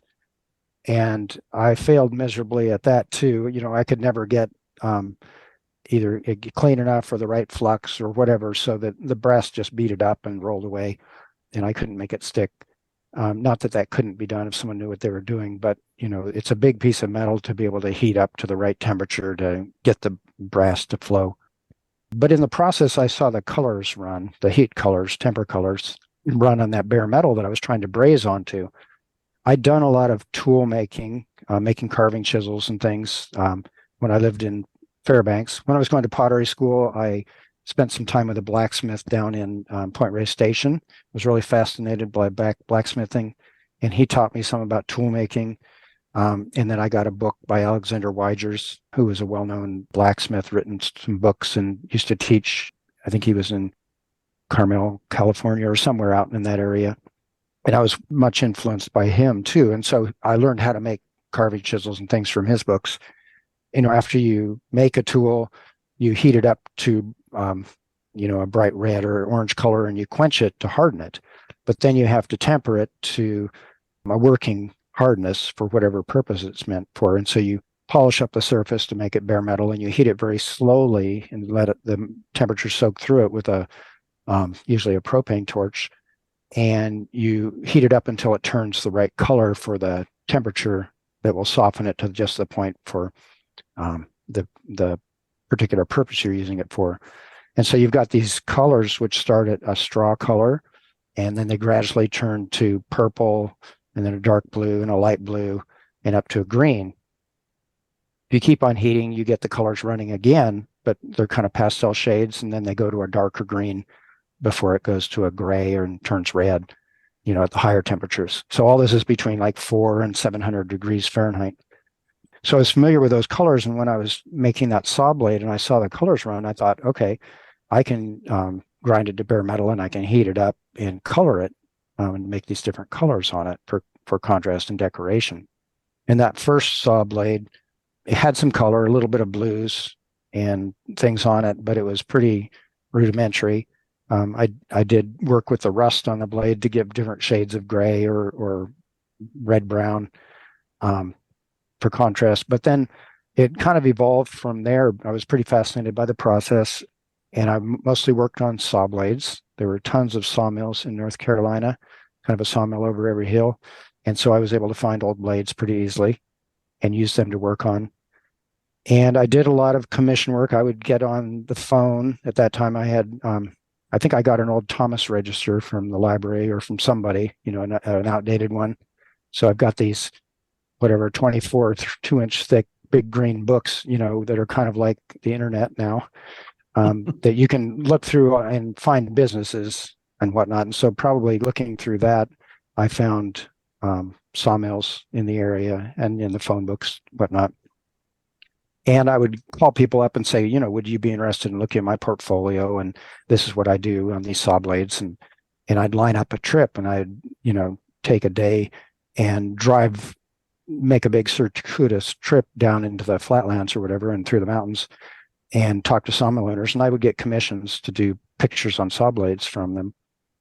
And most of them had logging themes of some kind, but they were in most cases circular designs too. And so they were kind of fun, creative to do, even though subject matter was not always exciting. But anyway, that was kind of my bread and butter for a while, was doing these heat colored saw blades engravings. Then from there, I was doing what they call art in the park in Blowing Rock once a month.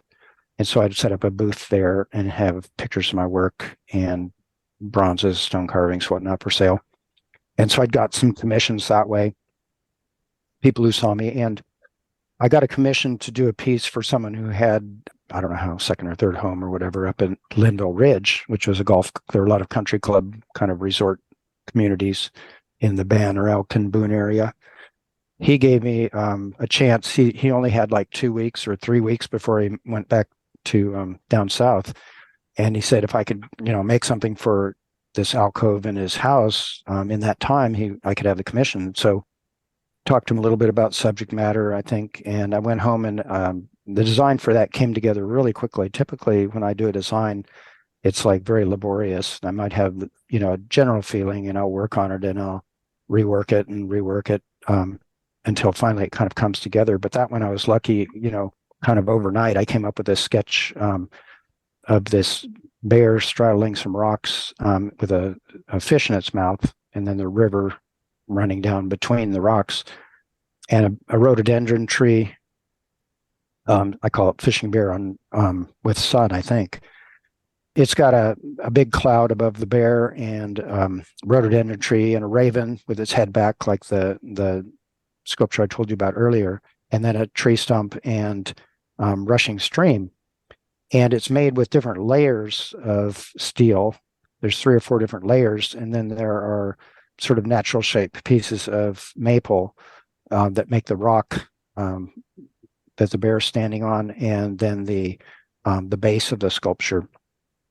And then there's a piece of wood, a disc of wood behind the raven with steel behind that for the sky and the sun. This was the first cutout shape piece of heat-colored wall art I did. And it came together pretty quickly, and I was able to install it, within his deadline so that it was up there. Another neat thing about this, went in a high alcove in the entryway of his house. And so the bottom part of the river is a smaller shape where the water's splashing and then running down. And then it's hammered so it curves out and comes down over the edge of the alcove down the wall, about 8 inches or so, and helps it to feel like it's coming out into the space. So that was a really fun piece to do, and was kind of the beginning of doing things that weren't just the saw blades. That's an amazing piece. I love it. Yeah, it really is. And it's interesting that, this was, kind of the beginning of all that. And you can and I love the incorporation of all the different materials, but it's interesting to see the evolution of this piece to like pieces that I've seen recently that you've been working on. It's really cool to see. What year was this that you created this, essentially this first piece?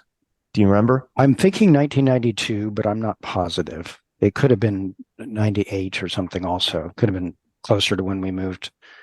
I don't know if it tells on that page or not, but there is a page somewhere on the website that has just that. I might tell, but I can't remember. This piece was actually a second version of the design, same size. It's about 8 feet tall. Wow, 8 feet tall? Yeah. The first piece it's very the same. I had 2 slabs of maple for that rock that were probably cut from, one was a mirror or stacked on the other one. So they were very similar shape. And I got a commission after I'd done that one. Or actually, I just made a second one, I think. And I sold it to a sawmill owner who had bought a lot of our artwork.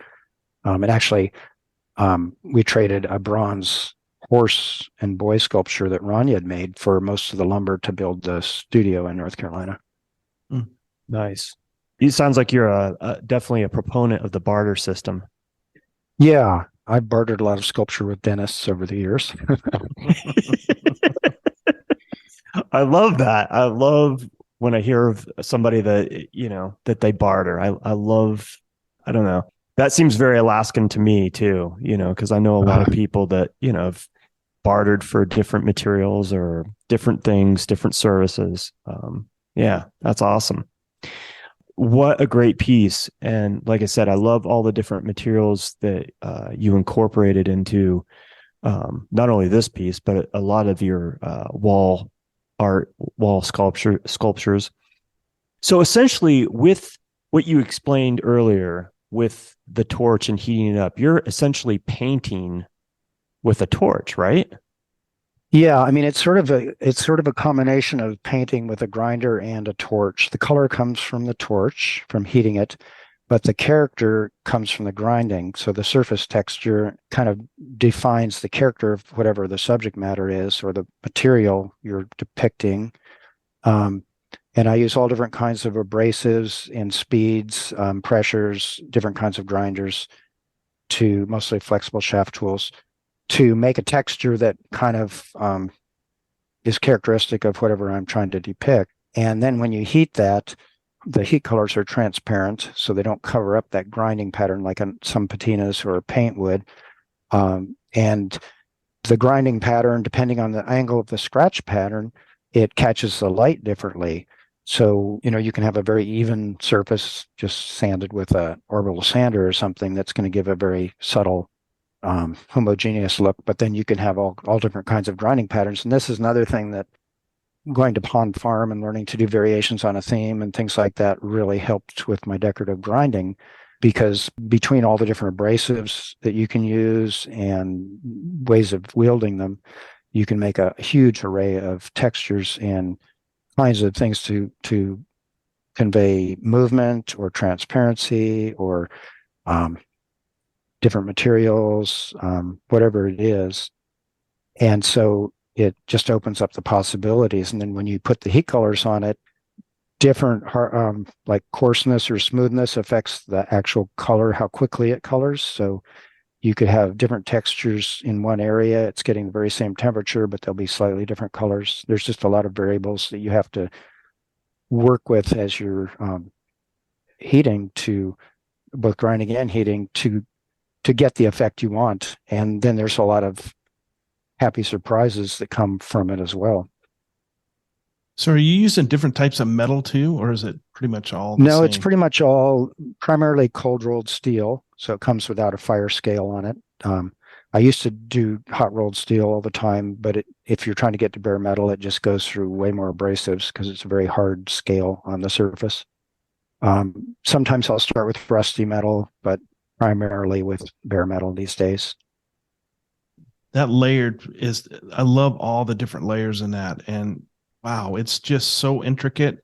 And the whole idea of torching, I never even knew that it would turn colors and then permanently stay that color. That's amazing.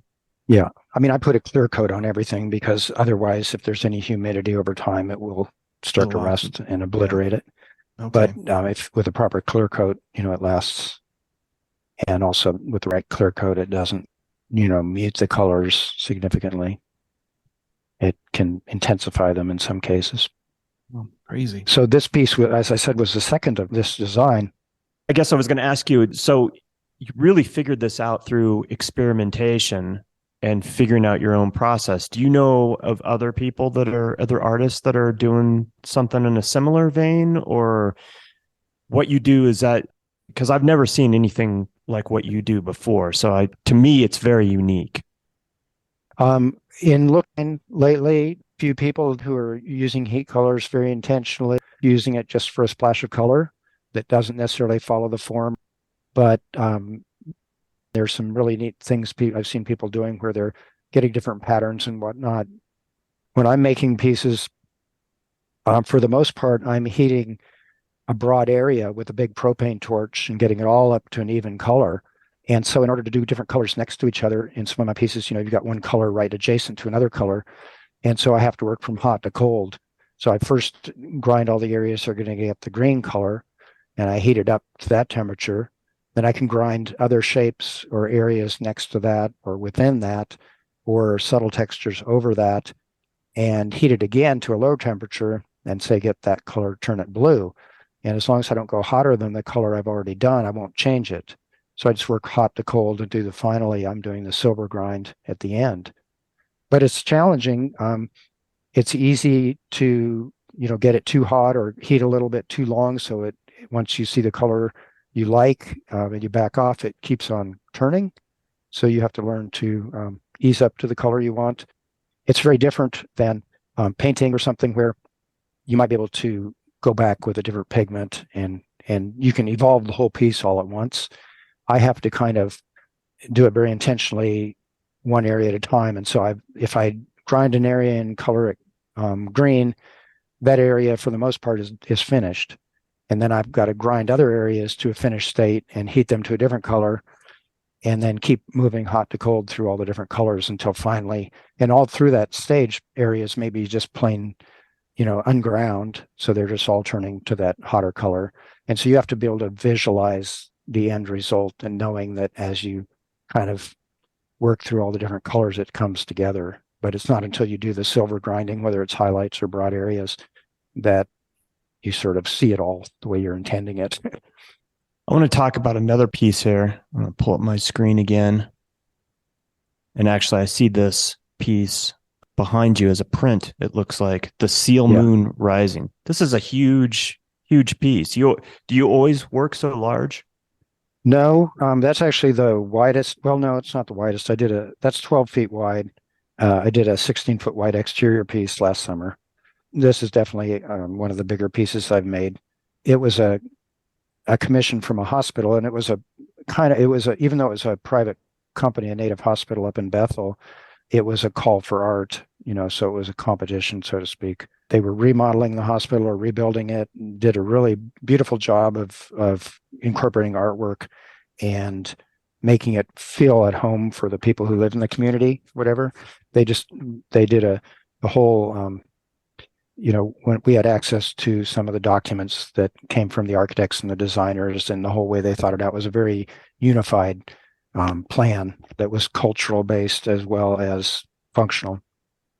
I submitted a lot of different designs for different areas because they had a lot of different spots they were looking for artwork for, but they chose this one for the primary care waiting area. So I had done a fairly simple drawing, but they liked it, and they said that if I could make the kayak so that it was typical to the area, because the kayak I'd done was maybe more generic and a little more like a Greenland kayak.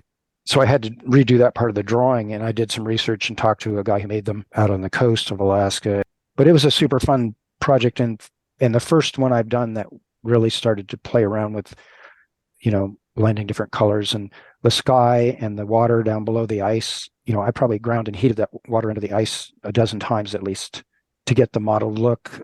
Some of it was because, I would grind it and heat it again, and it changed the color in a way I didn't like, so I would have to start again. Other times it was just to get more subtle textural effect with the different colors, give it a little more depth.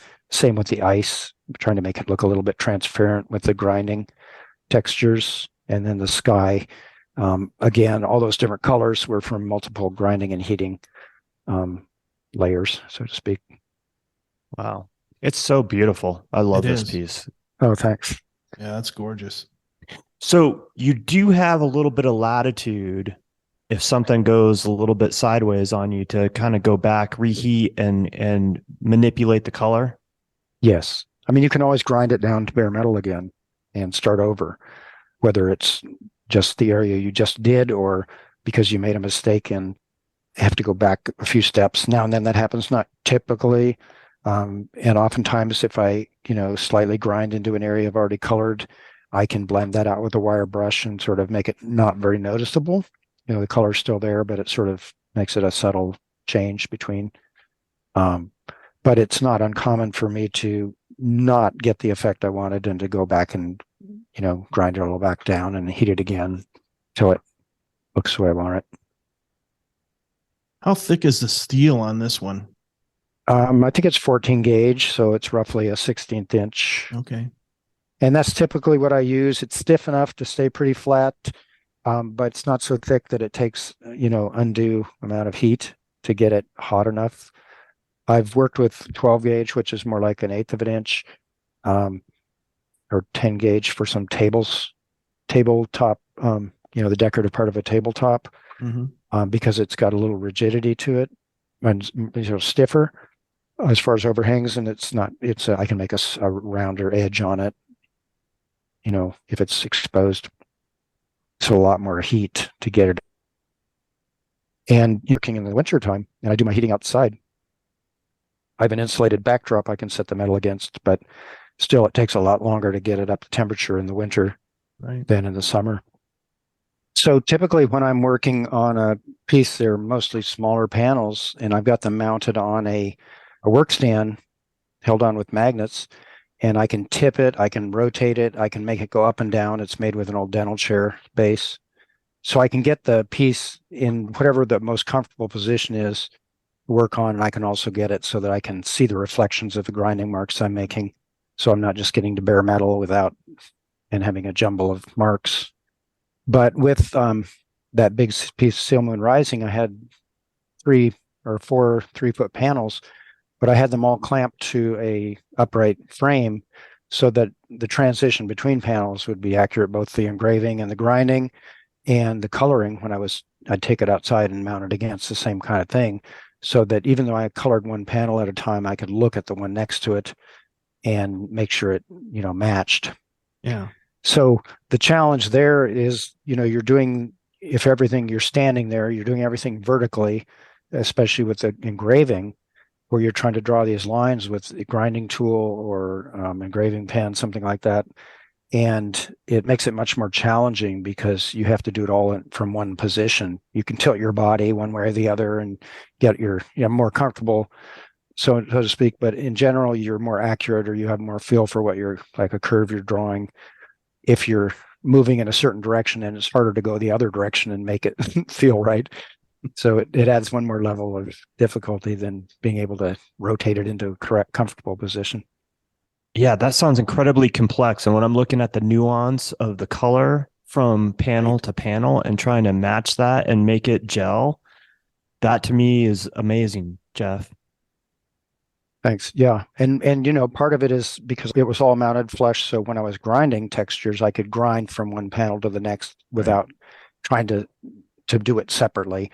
And that gives continuity across them, which helps with the color. But still, it's very easy to get just a little too hot or not quite hot enough, and you'll have a difference. But when you're looking at one, I've got it 3 or 4 inches apart, I can kind of compensate and make it go together. The cool thing about this is, looks like there's a lot of symbolism in it as well. There's this kind of circular, it almost looks like a shield. And then the bottom is really abstract and the top has a lot of detail on it. And so is this all like Alaskan kind of native symbolism? It's my feeling about it. It's, the design was for a native hospital. So that kind of helped me come up with it. But I just didn't want to make it only pictorial. And so it's called Seal Moon Rising. And so the moon and some of those shapes in the sky have a little bit of a reminiscence of a native mask, to give that feeling. And then the seals, the one in the center, the brownish one, is the sort of the live seal, and the others are all spirit seals. They're transparent. You can see the ice through them. There's one in the sky that kind of blends with the sky. There is a seal head popping up in the water in the distance, which again, I guess would be a live one. But I wanted to have more of a, more than just a landscape, have some kind of a feel of all the seals through the ages kind of thing. Anyway, so that was just sort of right. Without trying to make a native design, I was trying to give a little bit of a feel for the culture at the same time, and I wouldn't have done that kind of thing on my own, but because it was for a native hospital and they were obviously curating the designs they chose, they could have called me on something if it was out of bounds, Sure. Yeah. No, I love it. I mean, it's the more you look at it, the more you pick things out. And I didn't realize the seals were, the couple of them were transparent. When you point that out, if you spent some time with it, you'd definitely pick that out. And I love the symbolism of Adele and this is a stunning piece. Yeah. So another thing I do for many of my designs, I'll photograph them with studio lights, and it's real tricky to get photographs that don't have a lot of reflection or that show the colors well, especially for bigger pieces. But then I'll take either the whole picture or parts of the picture, and I'll make metal photo prints printed on sheer satin aluminum. So it's printed on aluminum background that's got a little bit of a tooth to it and reflectivity. And so it does a really good job of approximating the character of the originals, because you get a little bit of that metallic look and the light reflects off them in a certain way. It's not the dynamic effect you get from the originals where it changes as you walk past it or the light changes, and you get a whole different effect. But it gives a feeling of it as a piece of metal, a metal piece. And so I've done a few metal photo prints from this piece, both the whole thing and also some details. And there's one of that seal down in the right corner that I call Spirit Seal, where it's just showing part of the ice and the water, and then the seal curbing through the area and all these greens and subtle blues and stuff. It's kind of cool. You sell those as well then as prints? Yes. Yeah. What do they sell for, if you don't mind me asking? Well, they range, most of the smaller ones are like 8x10, sells for, I think, $139 or something. And they go up to, I think, some of the bigger ones, whether it's 30x40 or I don't know if it's 16x42, like of this one, they're, $10 or $1,100. Okay. some of the bigger ones. It just depends, and everywhere in between. I also make some that are cut out, more of a creative edge. So if I have a piece like that fishing bear one you're looking at, something like that, I've done several pieces that are layered, that are cut out shapes, and so they don't have just a rectangular shape. So I'll send the printer a CAD file for the cut path, and then they use a CNC router to cut it. And over the years, they've gotten fairly good at matching the drawing, because the cut path is made from the drawing or the print, the photograph. And they've gotten a pretty good job of matching it so that it prints to the edge properly. And so that gives the effect of the original too, as far as the shape.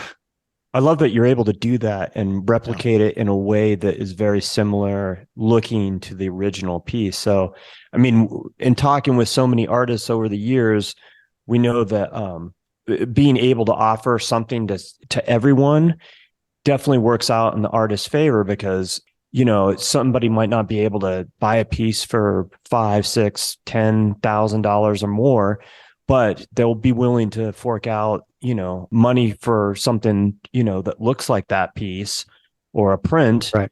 And offering these metal prints, I think, is just a fantastic idea. I think so. Yeah, it was great to come up with it. When I first did it, I was just printing it on glossy white, metal print surface.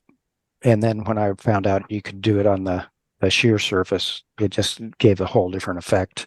It was really nice transition. Yeah. So I've got a couple designs I print on the white, but for the most part, everything's printed on metal, the bare metal. That's so cool.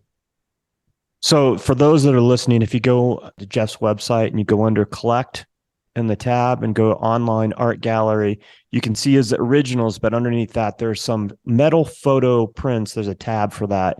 And there's a bunch of different offerings there, and you can choose different sizes that it allows you to find something that, works with your price point. And some of these are just absolutely, spectacular. I'm looking at Unexpected Company. It's really amazing. So, for 11 and a quarter by 12 inches for under $300, you can get this beautiful piece of art to hang in your house. That one is cut out shape too. That was a fun one to do with the breaching whale and the seagull and the volcano. Yeah, that's a beautiful piece. And the original for that is layered, made of different layers. So when I do these originals, I typically, unless it's a commission, in some cases, it matters, and so I don't, but I'll do them in a limited edition of 7. So each one is a unique original, so to speak, but I might make 7 different versions of it. They might be different sizes. Some of them might be single layers. Some of them might be cut out different layers, or with wood.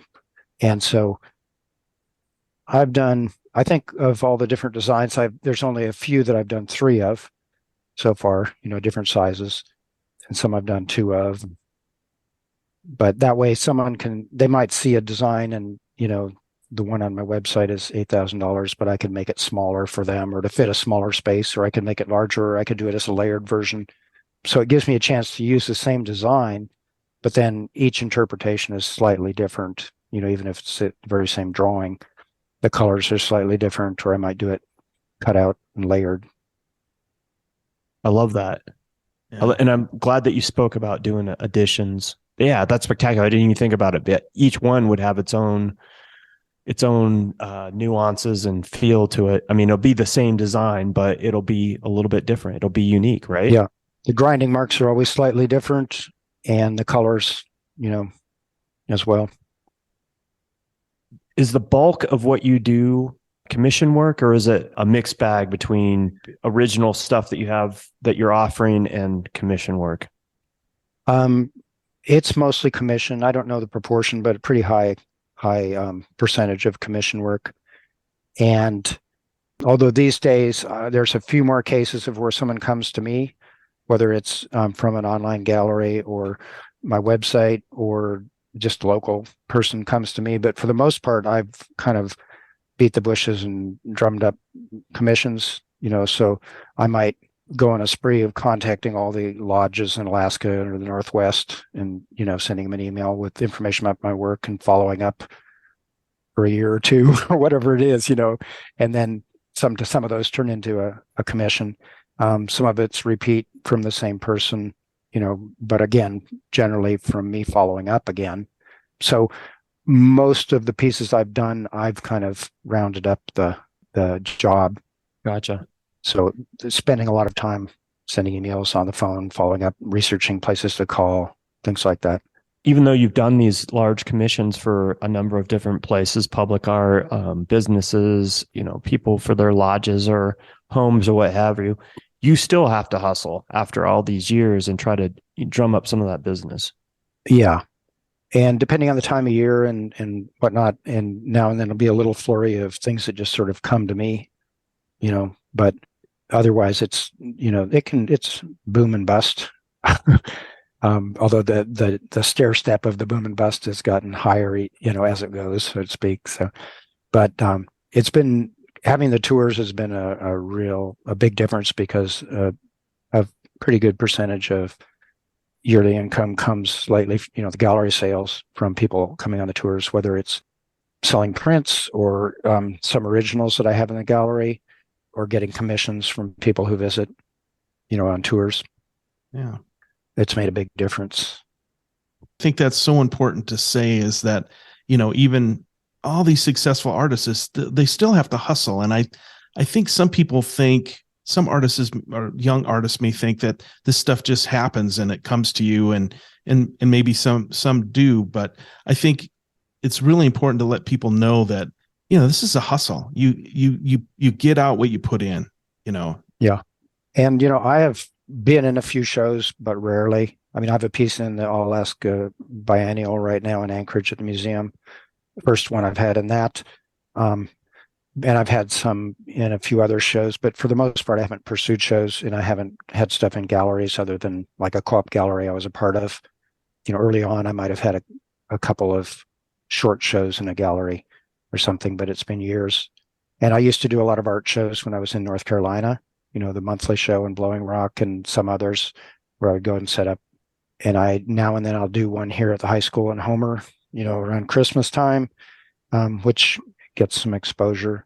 But for the most part, I've just, done commission work. And now that we have a gallery, which has been since 2016 or 17, get more business through that too.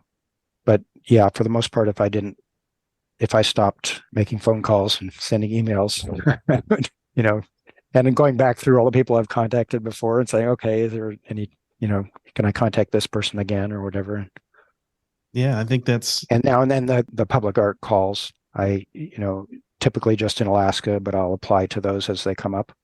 And I've done one here for, got a commission locally here in Homer as well for public art commission. But talk about that a little bit. Some of the public art commissions that you've done that where people might have experienced your work and not known it, or if they're visiting, they might see your work somewhere. So there's that Phoenix in Fairbanks. If you ever go to Fairbanks to the university and you go into the entry to the Great Hall, there's that cedar Phoenix. That was my first piece of public art. Well, actually, when we lived in North Carolina, I did a small wood carving for a hospital there, but it was fairly insignificant. If you're driving from Anchorage to Fairbanks along the Parks Highway or to Denali, there's a campground just past the South Denali Overlook, a place you can pull off and look at the mountain, Denali. And there's a campground there called Kasujiken Campground, and they have an interpretive center. And that was my first big public art commission.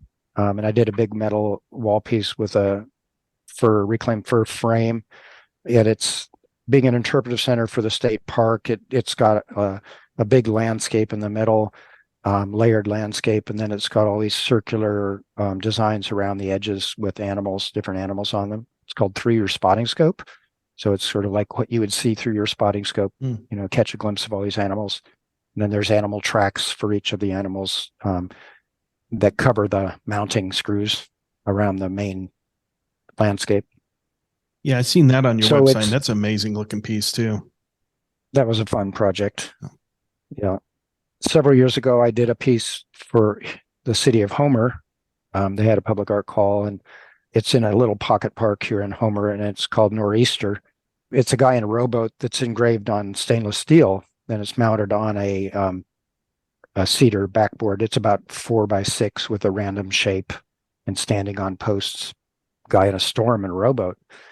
And the evolution of that design was interesting because I had gotten a commission from someone who used to live in Fairbanks, who lives in Massachusetts, to make 3 bronze crows for a big boulder in their yard, and they live right on the coast. So I flew down there to make a mold of the top of the rock where the bronzes would be mounted so that I could make them to fit, because it was a natural shaped rock. And I almost didn't make it because of a winter storm they had. And so I got, I think, to Anchorage, and I was about to go back to Homer, and then it seemed like it was letting up. So I scheduled my trip again, and it was like a 20-hour trip or something. It took a long time to get there. And I got there right as the storm was letting up.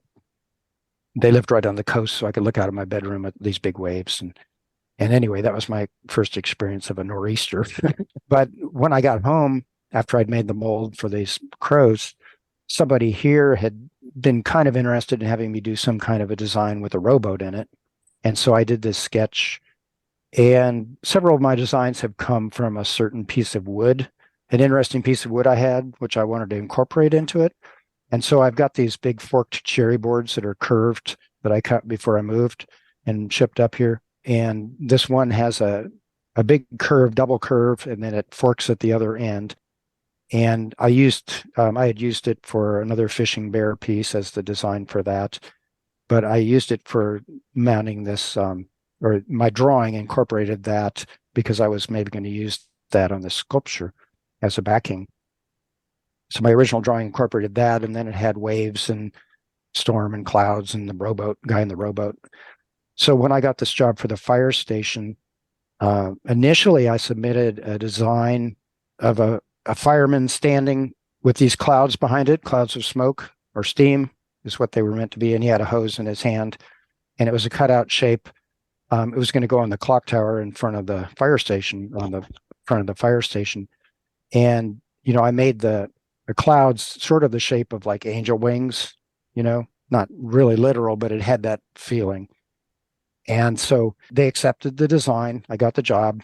And then when I met with the fire station people, they were objecting. They'd only had one person on the committee, apparently, from the fire station, but they felt like they didn't want to think of themselves as heroes, for one.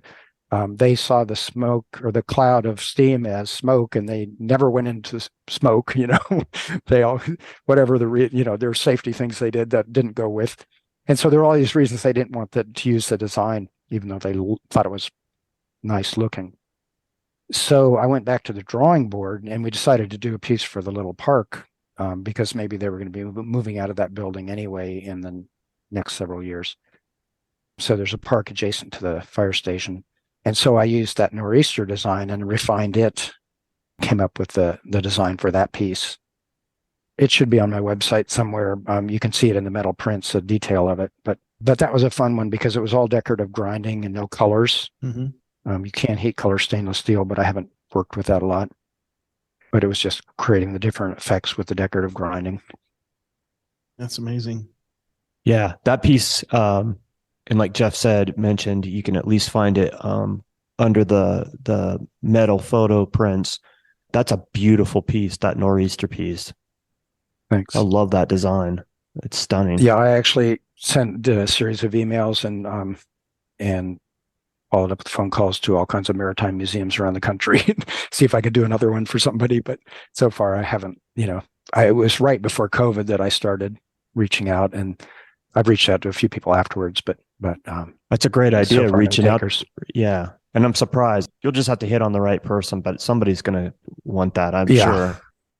I mean, there were a lot of people who liked it, but didn't have the budget for it or whatever the reason was. But there's a piece I want to talk about. So this is under your organic abstract sculpture gallery, Reawakening the Muse. Can you talk about that one? I think that one is so interesting. It's kind of I don't know if you call it a wishbone shape. It's actually it was inspired by a feeling of a figure. Okay, so it's a figurative piece, but it basically is just like a small rectangular base that's got a shape to it, and it arches up underneath, and then these two arms come up and around, go over the shoulders kind of, and then come up beside where the head would be, or as the head, but it's very open in the middle. And the little bronzes have a alabaster egg in the center of it. So that one, when I was living in Fairbanks in my yurts, I carved about a 3-foot tall piece out of cedar with that same shape, but a little more delicate, mounted it on a curved piece of oak. And as with many of my carvings at that time, I would, when you're doing a carving and you refine it, it gets smaller. So you keep on trying to get the shape you're looking at, it's getting smaller and smaller. And so that one ended up being quite thin in some places. I don't think I have pictures of it on the website. But later on, I did a little wax sculpture and cast them in bronze. When I was in the yurt as well, I had this really neat, I was heating with wood. I had a wood stove that I had built out of an old hunk of metal box. It might have been a pump or something, but it was rectangular. I'd gotten at a junkyard and gotten a friend to weld up the holes in it and weld on some pipes that I could use for drafts and a place to mount the chimney, and cut some holes in the top. So it had 2 lids so I could cook on it. I drilled 2 holes in the top, 1/2-inch holes on either side at the center. And I had rods with a hook on top that went down and bolted into a grate, a frame with a grate on it. And then I had made this little hoist with a sprocket from a bike and a crank, made a handle so I could hang it from the ceiling. I could crank that up with a bicycle chain and raise the fire right up underneath the top of the stove for cooking, because it was a fairly small space and it didn't take long to get too hot even in the winter because I had so much insulation. And so in order to cook, if the fire was at the bottom, I would just roast myself out of there. So I made this thing so I could have a bed of coals, raise it up near the top of the stove, and be able to cook on it. So anyway, heating with wood and being a sculptor, I'd split my kindling. And every other piece I was saying, oh, that's cool. Set it aside. I might carve something out of that, because it breaks with a neat curve in it or whatever, or around a knot. So, I was lucky I stayed warm enough because I kept setting aside the wood in my little shelf there to have for carving. But I found this really neat S-shaped piece of spruce, which was probably 2 inches diameter. And I thought that would make a great door handle. And it kind of looked, I had the feeling of swimming whales, one going one way and one going the other way. And so I started to carve it to shape it into these whale shapes on the ends. And, I kept refining it. And it ended up, the whale shapes were about the size of my finger on each end, probably, or a little bigger. Real streamlined, abstract, like fin whale shapes. And then it had this S-shaped thin piece of wood that got down to about 1/8 of an inch diameter, maybe 3/16, holding them together. So I ended up making a mobile with it. I hung it from a little silver ring and it balanced in the middle of that ring. And I still actually have that. I gave it to my grandmother, but then I got it back when she passed. And it's still hanging in this little round cupola above our bedroom. And when we take the plug out, in the winter or the spring, when it's warm outside, then we can see it all summer. Nice. So I love these abstract pieces. Paleolithic Moonrise is a really interesting piece too. Oh man, I love that piece, man. Yeah. So that one, I love bones. We used to go over the hill into Goldstream Valley behind our house. We lived on Blaine Road, halfway up the hill, about 3 miles from the university. We'd go down to this stream, muddy stream in the bottom of the valley there. And certain times a year, you could walk along it and find these old bones. There were bison bones, and, we found camel toe bones and horse hooves and things from the Pleistocene or whatever, 10,000-year-old bones. And they were brown, weathered. They weren't fossilized, but they were all these old cool bones.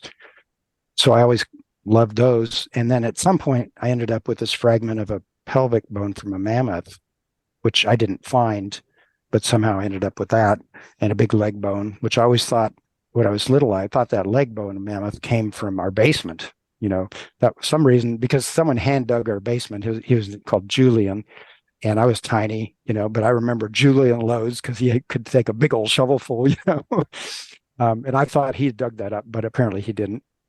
But anyway, that Paleolithic moonrise was inspired by that fragment of a mammoth pelvic bone. And I think on the page that shows it, there's a picture of that bone. Yeah, it's a really interesting piece. I love that a Yeah. lot. It's stunning. And I've done some engravings with that same inspiration from that same bone. Yeah, there's I see the bone. Wow. That's crazy.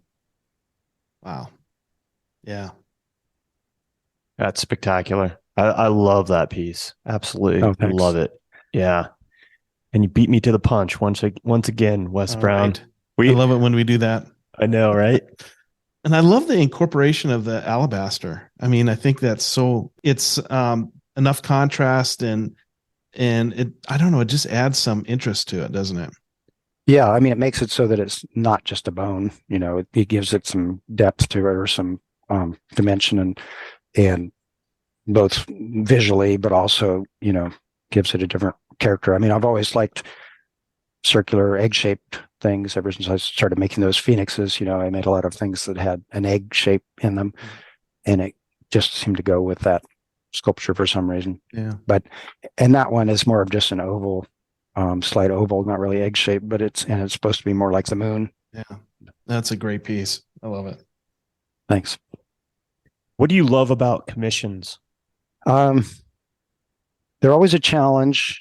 In general, it's nice to have some direction in a way, because it narrows down the field of possibility. And so, to begin with, the space, if someone's making it for a certain space, oftentimes that will have a proportion or kind of material or some quality to it that will dictate my design. And then there's usually a subject matter that they have a feeling for. Sometimes they've seen something they like of what I've done before, and so I can kind of use that as a jumping off point. Other times they have a specific subject matter, but most of the time I've got a fair amount of leeway then to come up with a design. And in most cases, my initial design, I'll make my design, I'll do a quote based on, how long I think it's going to take me and the material cost and my marketing and everything like that. And then I'll put together a PDF file that's, fairly nice looking, that's got a little description and the quote, and then it's got a picture of the design, picture of it mocked up in the space it's going to go into, and then oftentimes pictures of similar work, to give them a feel for what it might look like, the difference between the drawing and the finished effect, And so when someone's ready to go ahead, in most cases, they're ready to go with the design I've done. Now and then I'll have to tweak it a little bit one way or the other, or in some cases start over completely, because it didn't quite get the feel for that. And, when I do drawings, as I said, they often don't, they're labor intensive to come up with the concept and then to make it all go together. And most of my drawings for metalwork are fairly hard edge, as I mentioned, rather than painterly. And a lot of that is, for me, based on the material, partly because I might be cutting out the shapes, but also just because it's a rigid, tangible material. Somehow it lends itself to the harder edges or something. So it means I've got a certain style of design. And I used to, when I did my proposal drawings, I would do them on tracing paper. And, then I could do some erasing and redrawing, but oftentimes I would take a new piece and I'd go over what worked and then add other things, and it would evolve that way through several drawings. These days I use Procreate on the iPad, which is so nice because it's kind of like constructing or sculpting a drawing. I can work with layers. I can try different things. I can make an element of the drawing, and then I can resize it or stretch it or flip it or, whatever. It just is so much easier to come up with with something that it used to be.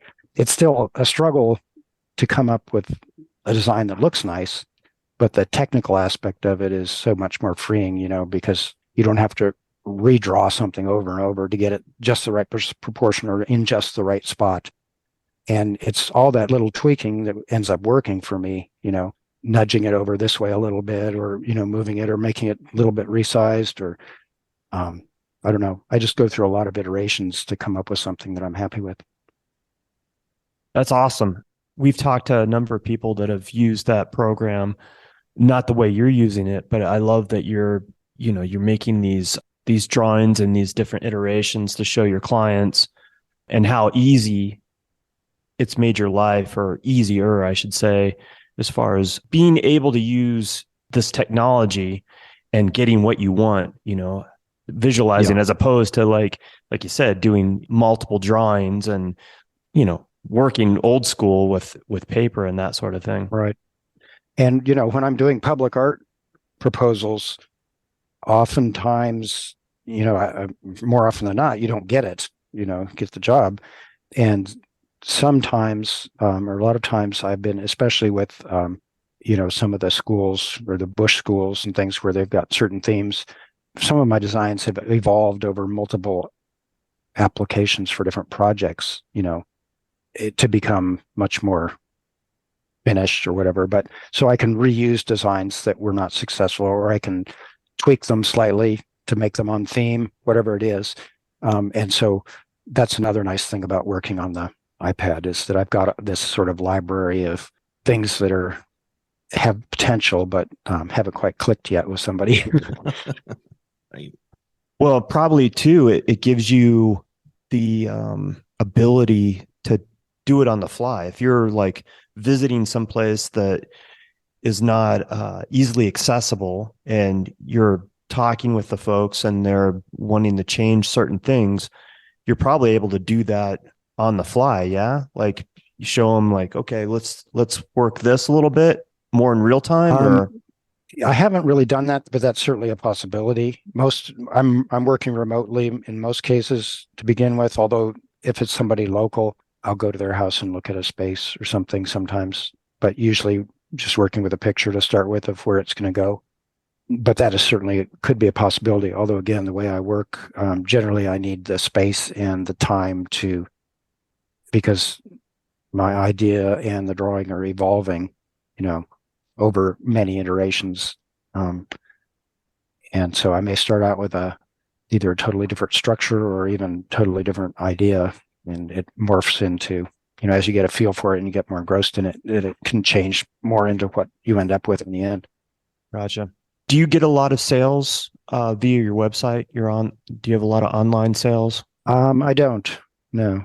I mean, I've sold a few prints and things, mostly when I send out some special on my newsletter or something. And I've had a few inquiries. Otherwise, I've sold a few things. I have some things, my work on Saatchi Art and Singular Art and West Cover, House, those places. I sold something off West Cover recently. I was actually commissioned because they weren't wanting to buy the piece that's at the museum right now. It's going to be there through October. So I made another one in the edition.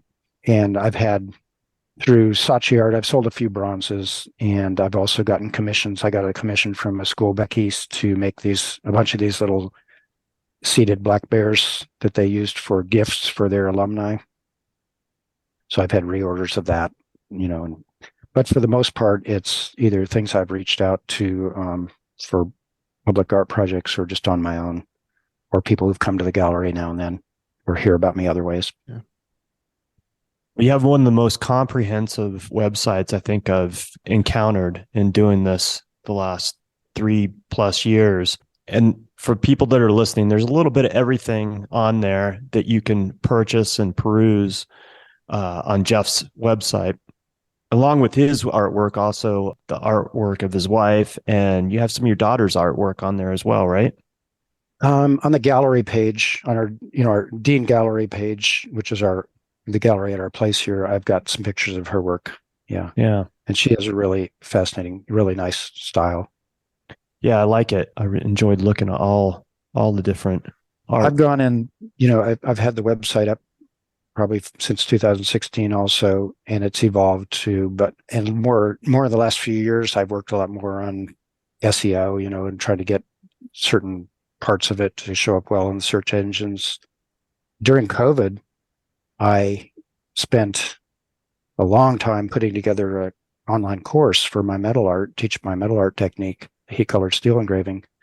And that was a big project. And in the process of that, I, started doing more SEO for the heat coloring and things. So I'm, when people search for heat coloring steel or whatever, I'm number one that comes up or whatever. And I'm, I've gotten on, to be fairly easy to find for a few other things too, but it's still, I'm gradually coming up there with just metal art kind of searches in general, but it's taken a long time.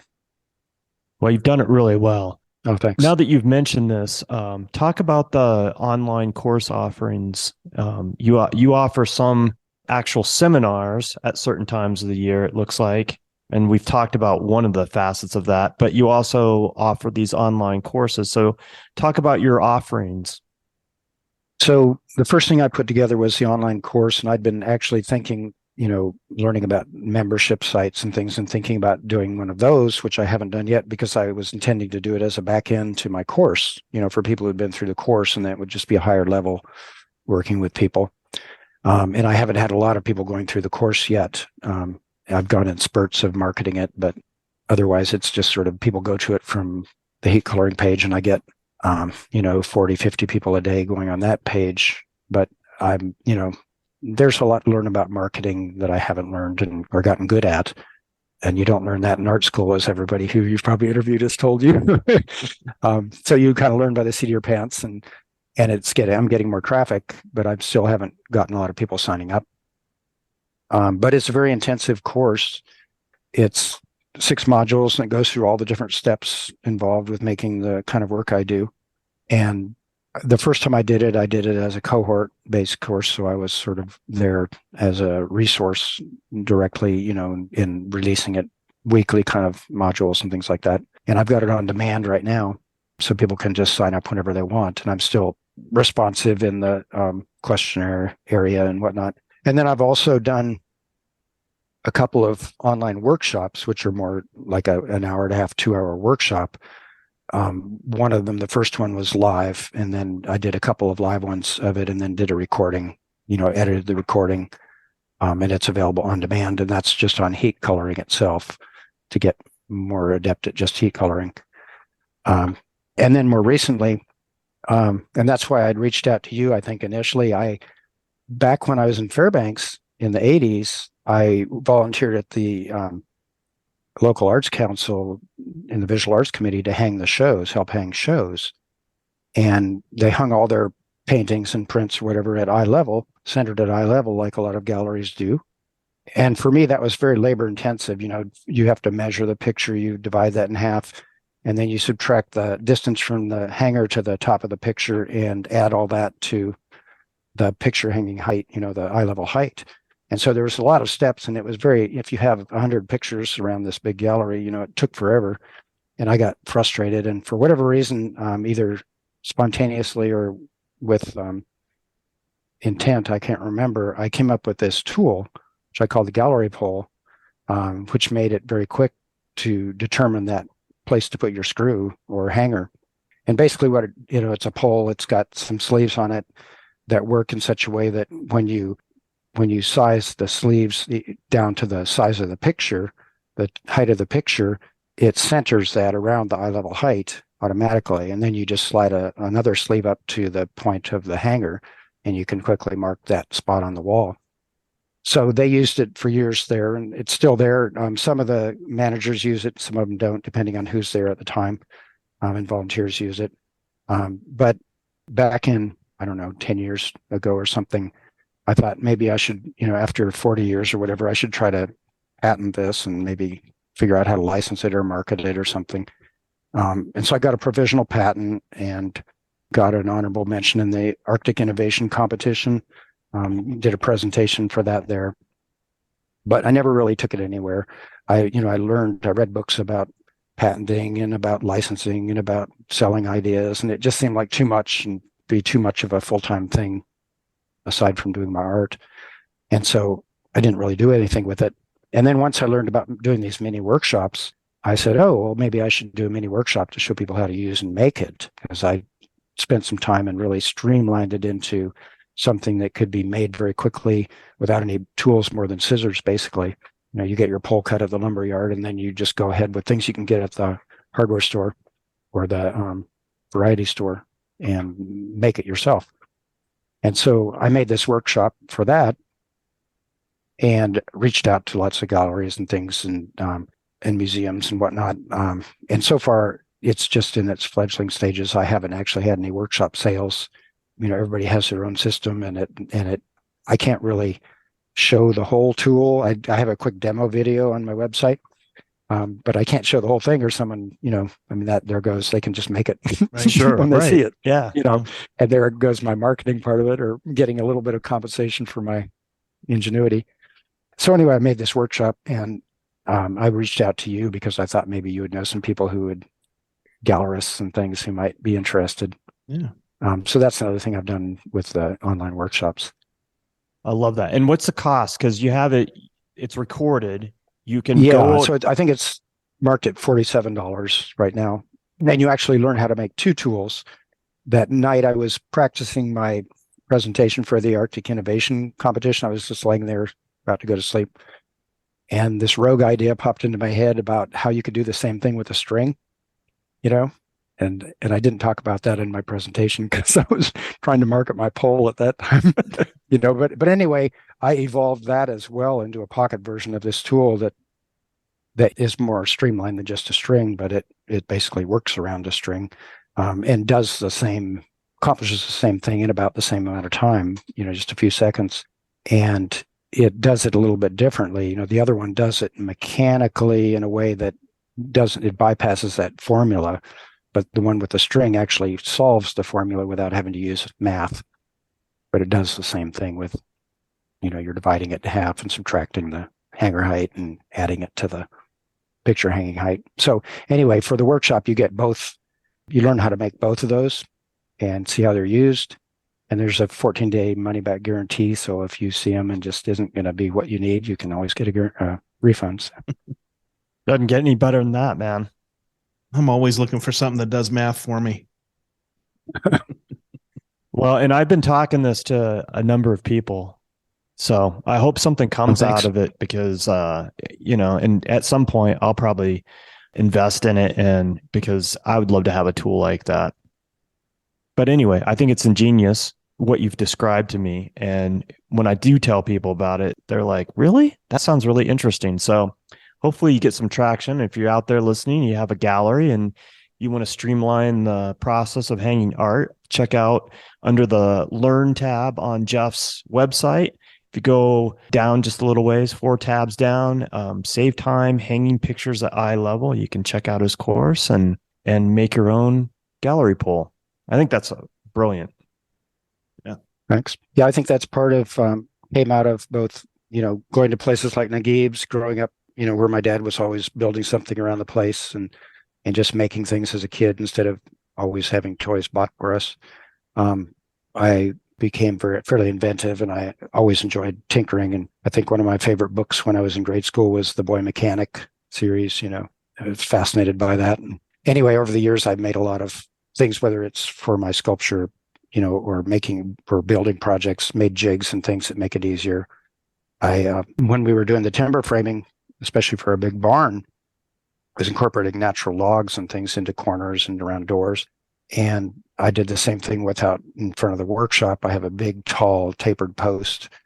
I don't know if it's probably 16 feet tall or something, that stands up, and the porch roof out in front of the porch that I work under is fastened into that.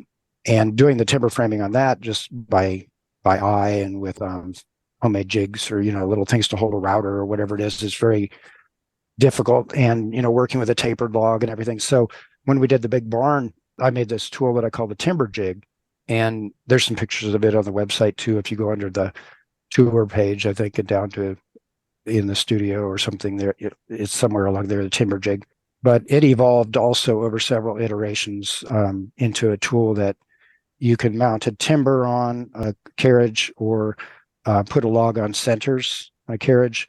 And then it's got an articulated chain mortiser that moves along. You can move it along this whole 8-foot carriage and come in at pretty much any angle into a log or a timber and cut a mortise. And then it's got an articulated bandsaw off the end for cutting tenons on the end of the posts. You can lay out a log on the end, lay out the tenons or mortises or whatever, and then transfer that layout along the side of the log with a laser level. And then by taking the depths off the end measurement as well, then you can set the mortiser so it only goes into the right point, even though you've got this random shape of the curve of the log. Wow. So that was a fun project, and another place for my creative energy to go when we were doing all the building. That kind of stuff makes my brain hurt. I'm glad there's people like you out there doing that. Right, figuring it out. So when do you sleep, Jeff? Every night. Every night. Yeah, I mean, I sleep a lot. When the sun goes down. Yeah, not in the summer. I go to bed anyway and put my hat over my eyes. Oh. How much of a factor is social media into your business model? Do you sell stuff off like your Instagram or get people? I don't think I've ever had a sale off of social media.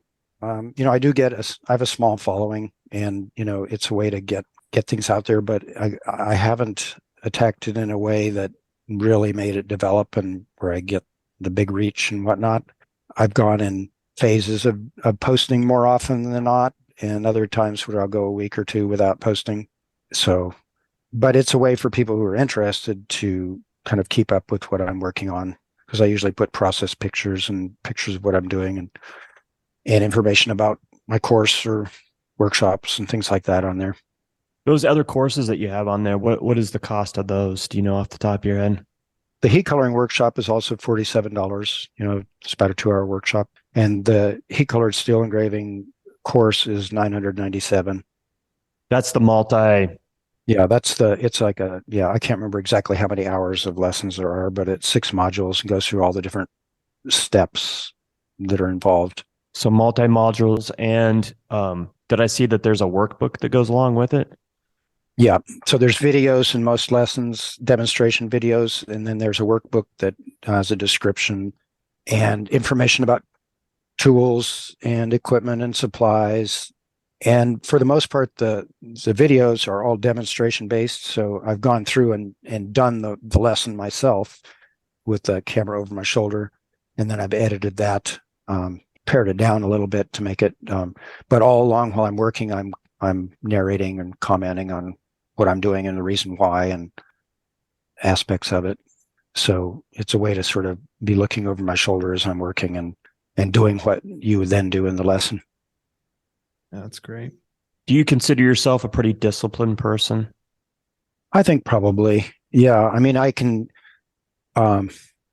get engrossed in something, and lose track of the big picture sometimes, and so, because just like I like tinkering or whatever. So, I mean, I've gotten better at it, but, whether it's working on the website or some aspect of marketing, just like when you build a house, everything takes twice as long as you thought it would, and there are other things that are like that too.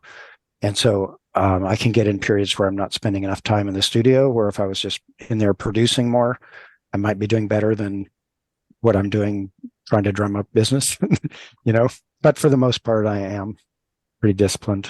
And I mean, I definitely, when I set aside myself to do something, I follow it through. And it's always trying to strike that balance, right? And you have to wear all these hats as a small business person. So that's the crux.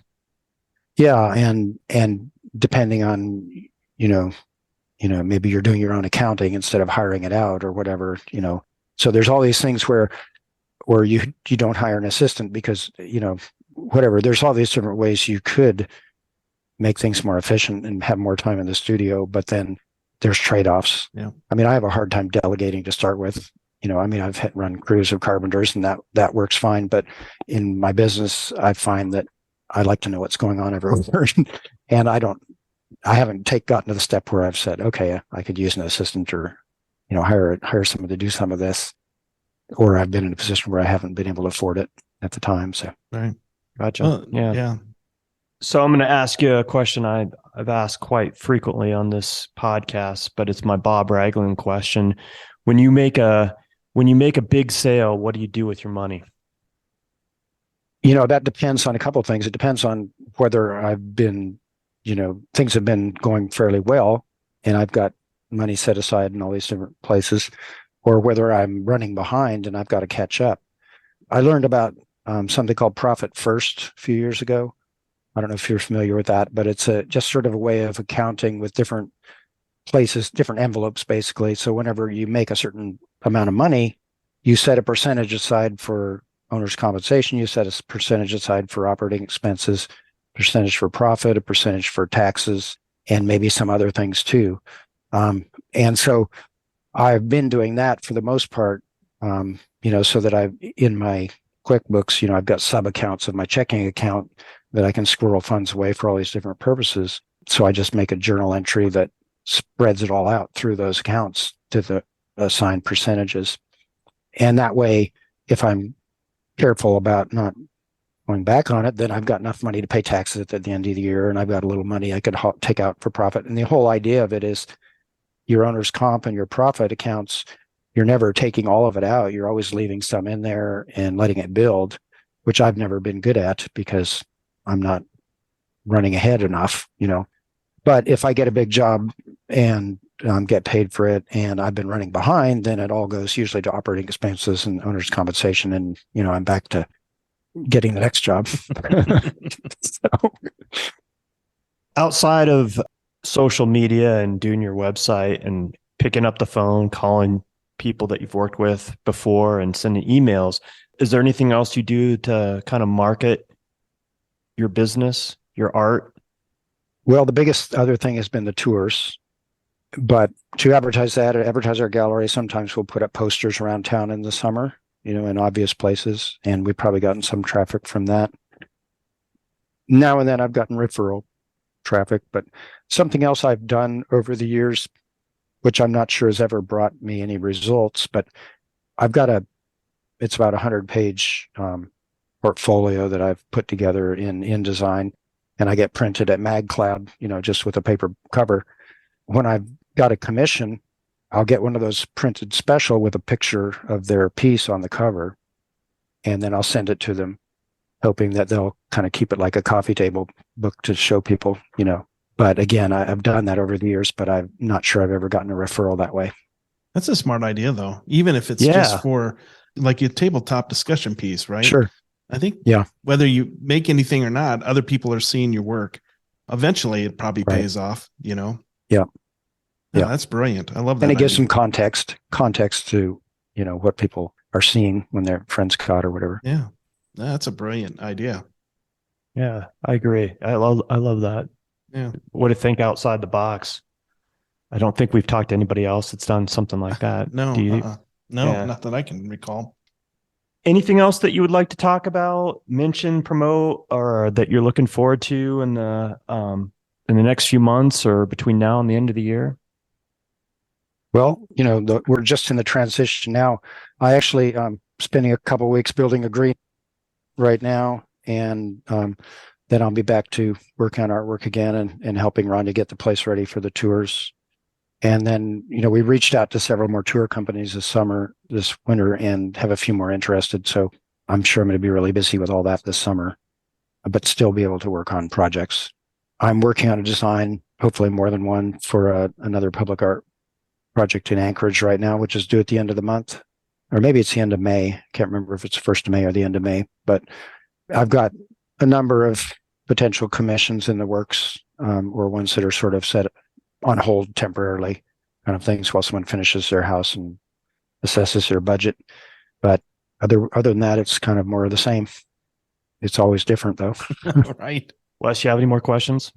No, this has been a lot of fun, and I really appreciate the time that you've spent with us. And wow, you do some amazing work, and you're really eclectic. You do a lot of different things, and I really appreciate the time. So thanks a lot, Jeff. Well, thank you. I appreciate it. It's been really fun.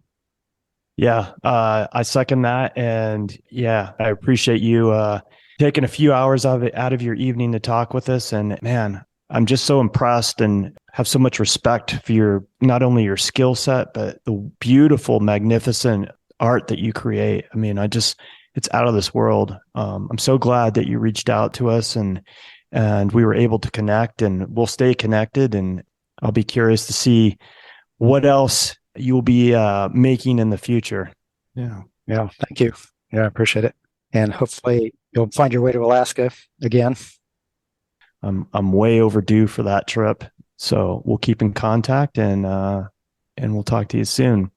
All right. Thank you. Again, check out Jeff's exquisite work on his Instagram at Jeffrey H. Dean. And of course, his website, jeffreyhdean.com, where if you're planning on making a journey to Alaska this summer, you can schedule a tour, you can check out his beautiful work, and you can purchase work directly from that website.